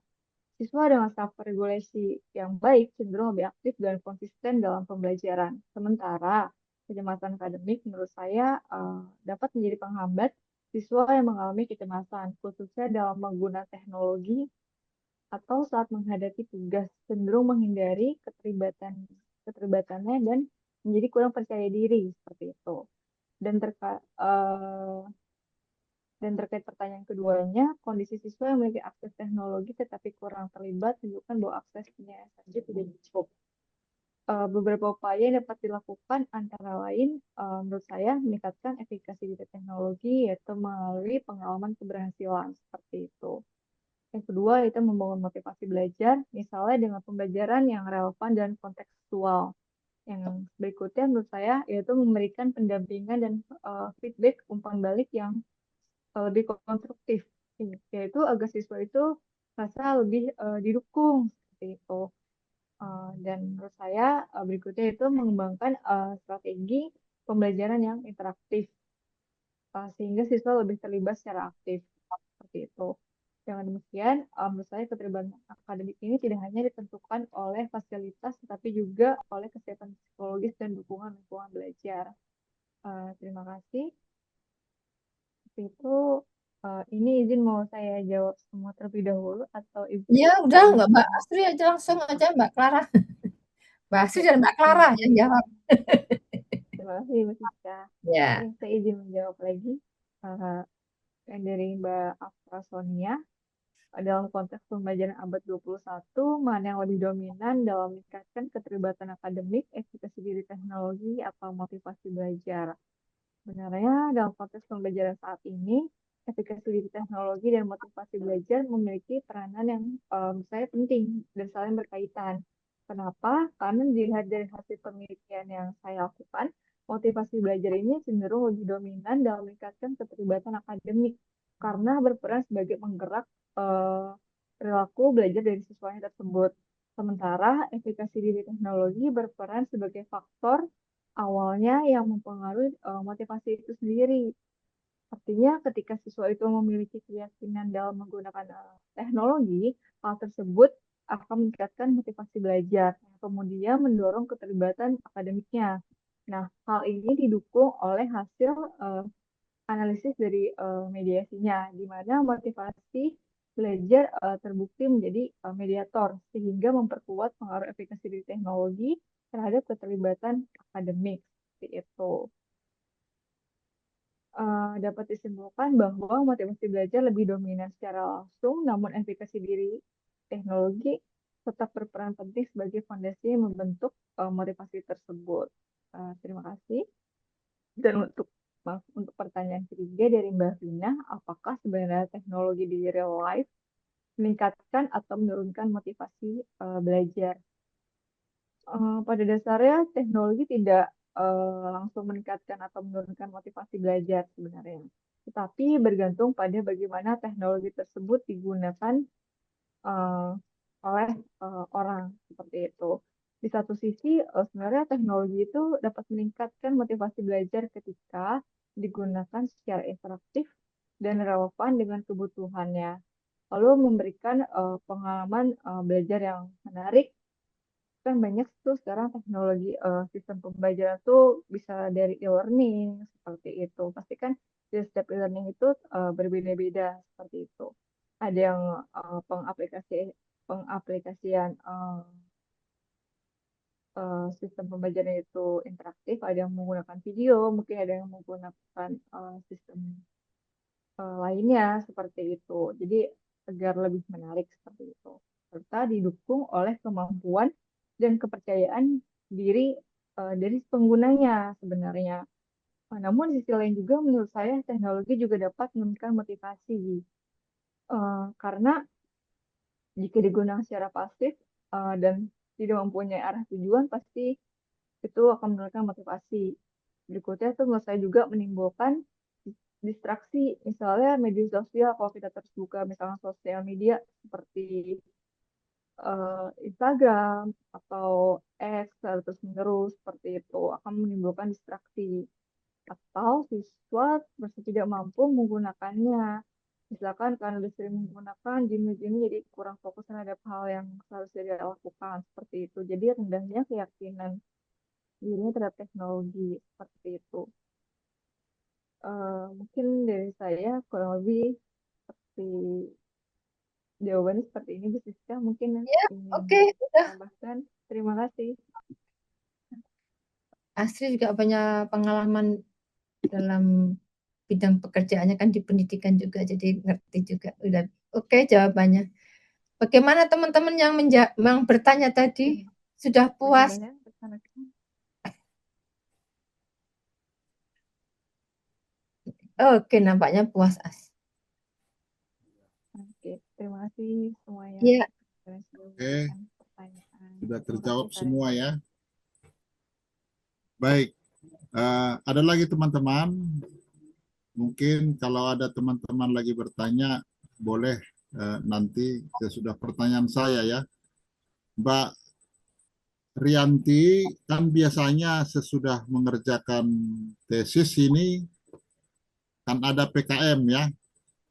Nah, apakah PKM-nya waktu itu dilakukan juga kepada siswa ini kembali atau di tempat lain terkait dengan hasil penelitian ini? Bagaimana kira-kira, Oke, Mbak? saya bantu.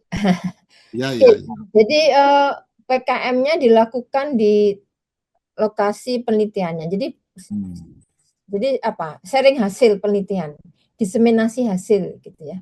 Jadi Ya, ya. memang diberi kesempatan oleh pihak sekolah sebagai mitra penelitian ini untuk melakukan membagikan ilmunya ataupun temuannya kepada siswa-siswi, dan itu memang respondennya itu memang lebih baik ketika kita melakukan dalam prosedur kaji etik ya.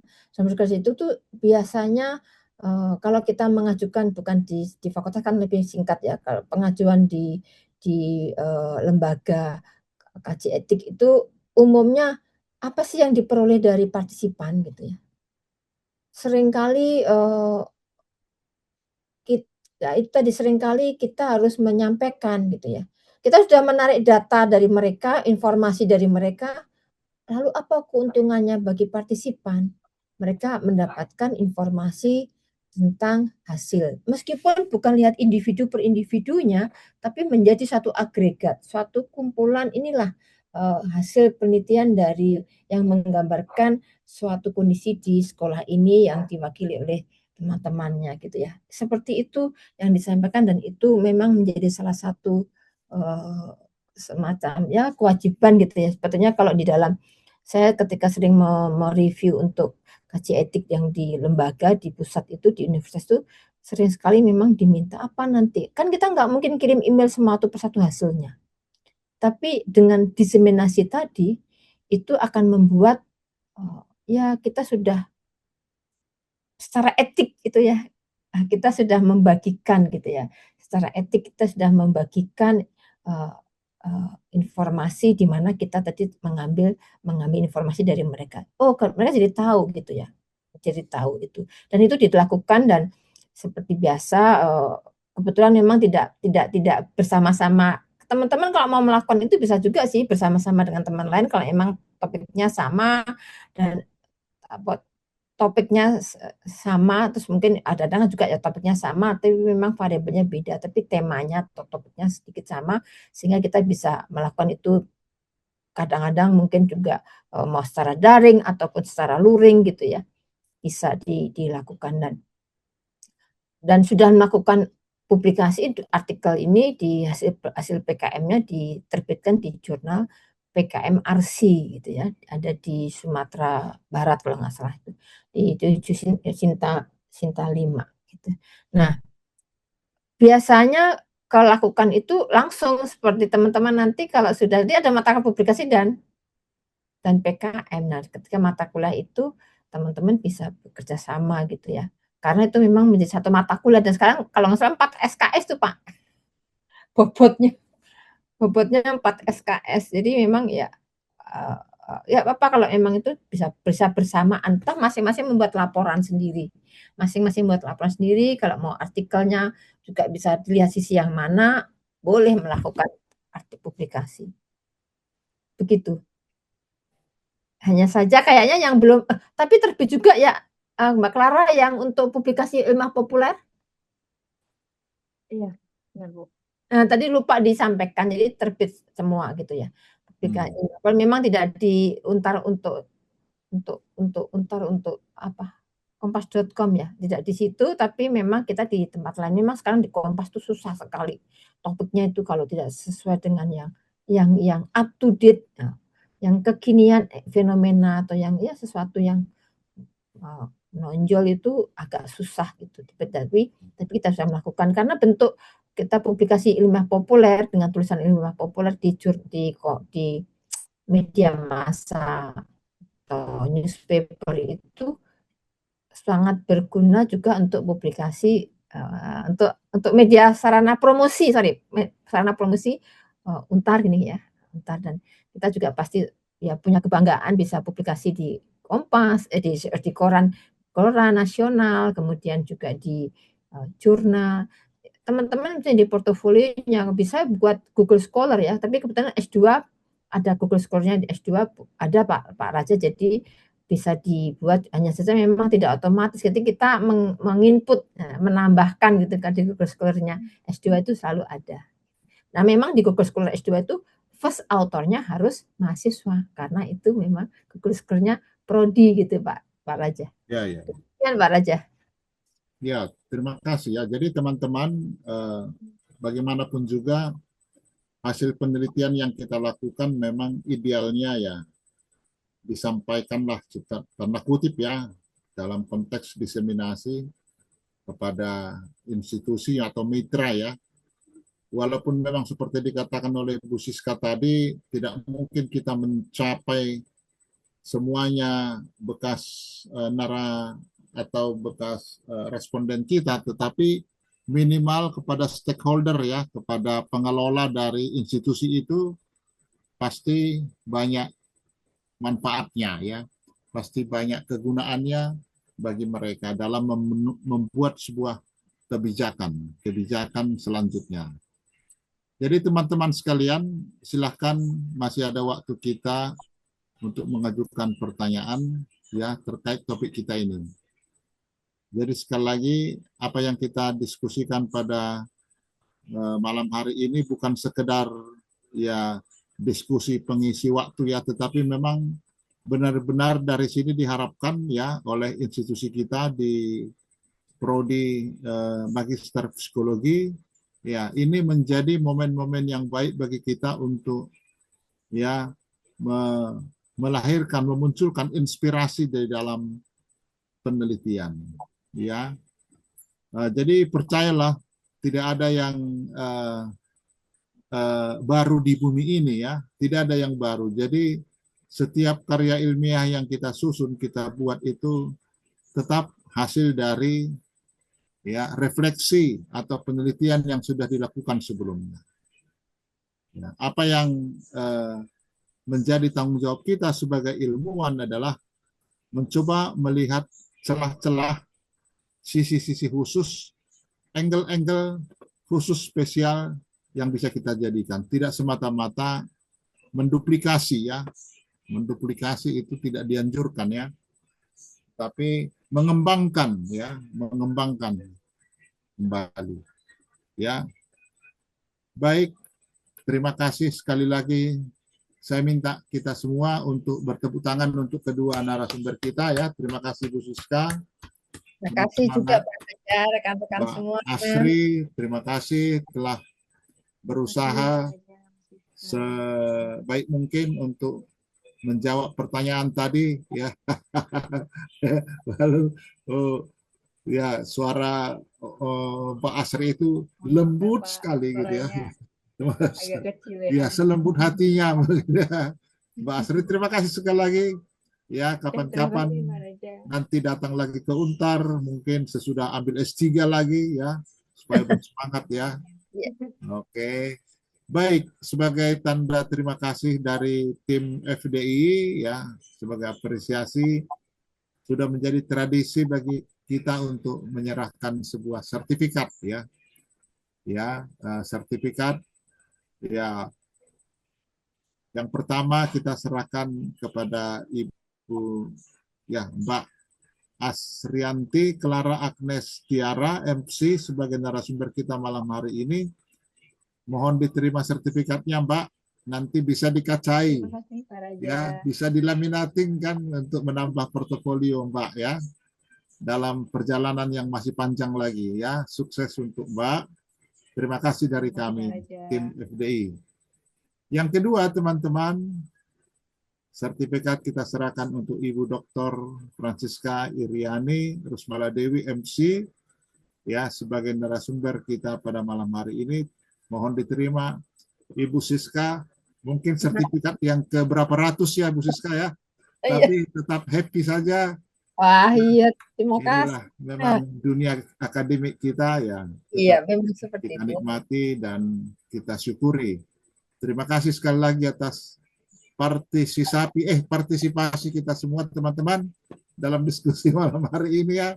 Iya. Semoga tidak jenuh-jenuhnya lagi untuk mengikuti acara kita selanjutnya pada minggu depan ya. Kepada tim FDI kita ya, yaitu goalkeeperinnya atau kipernya itu Miss Hartinah. Terima kasih Miss Hartinah yang telah menavigasi acara kita ini dengan baik. Saya atas nama tim FDI mengucapkan terima kasih untuk kita semua, dan kalau ada salah kata, salah ucap mohon dimaafkan. Sehat selalu dan merdeka. Terima kasih semuanya. Terima kasih semuanya. Iya, terima kasih.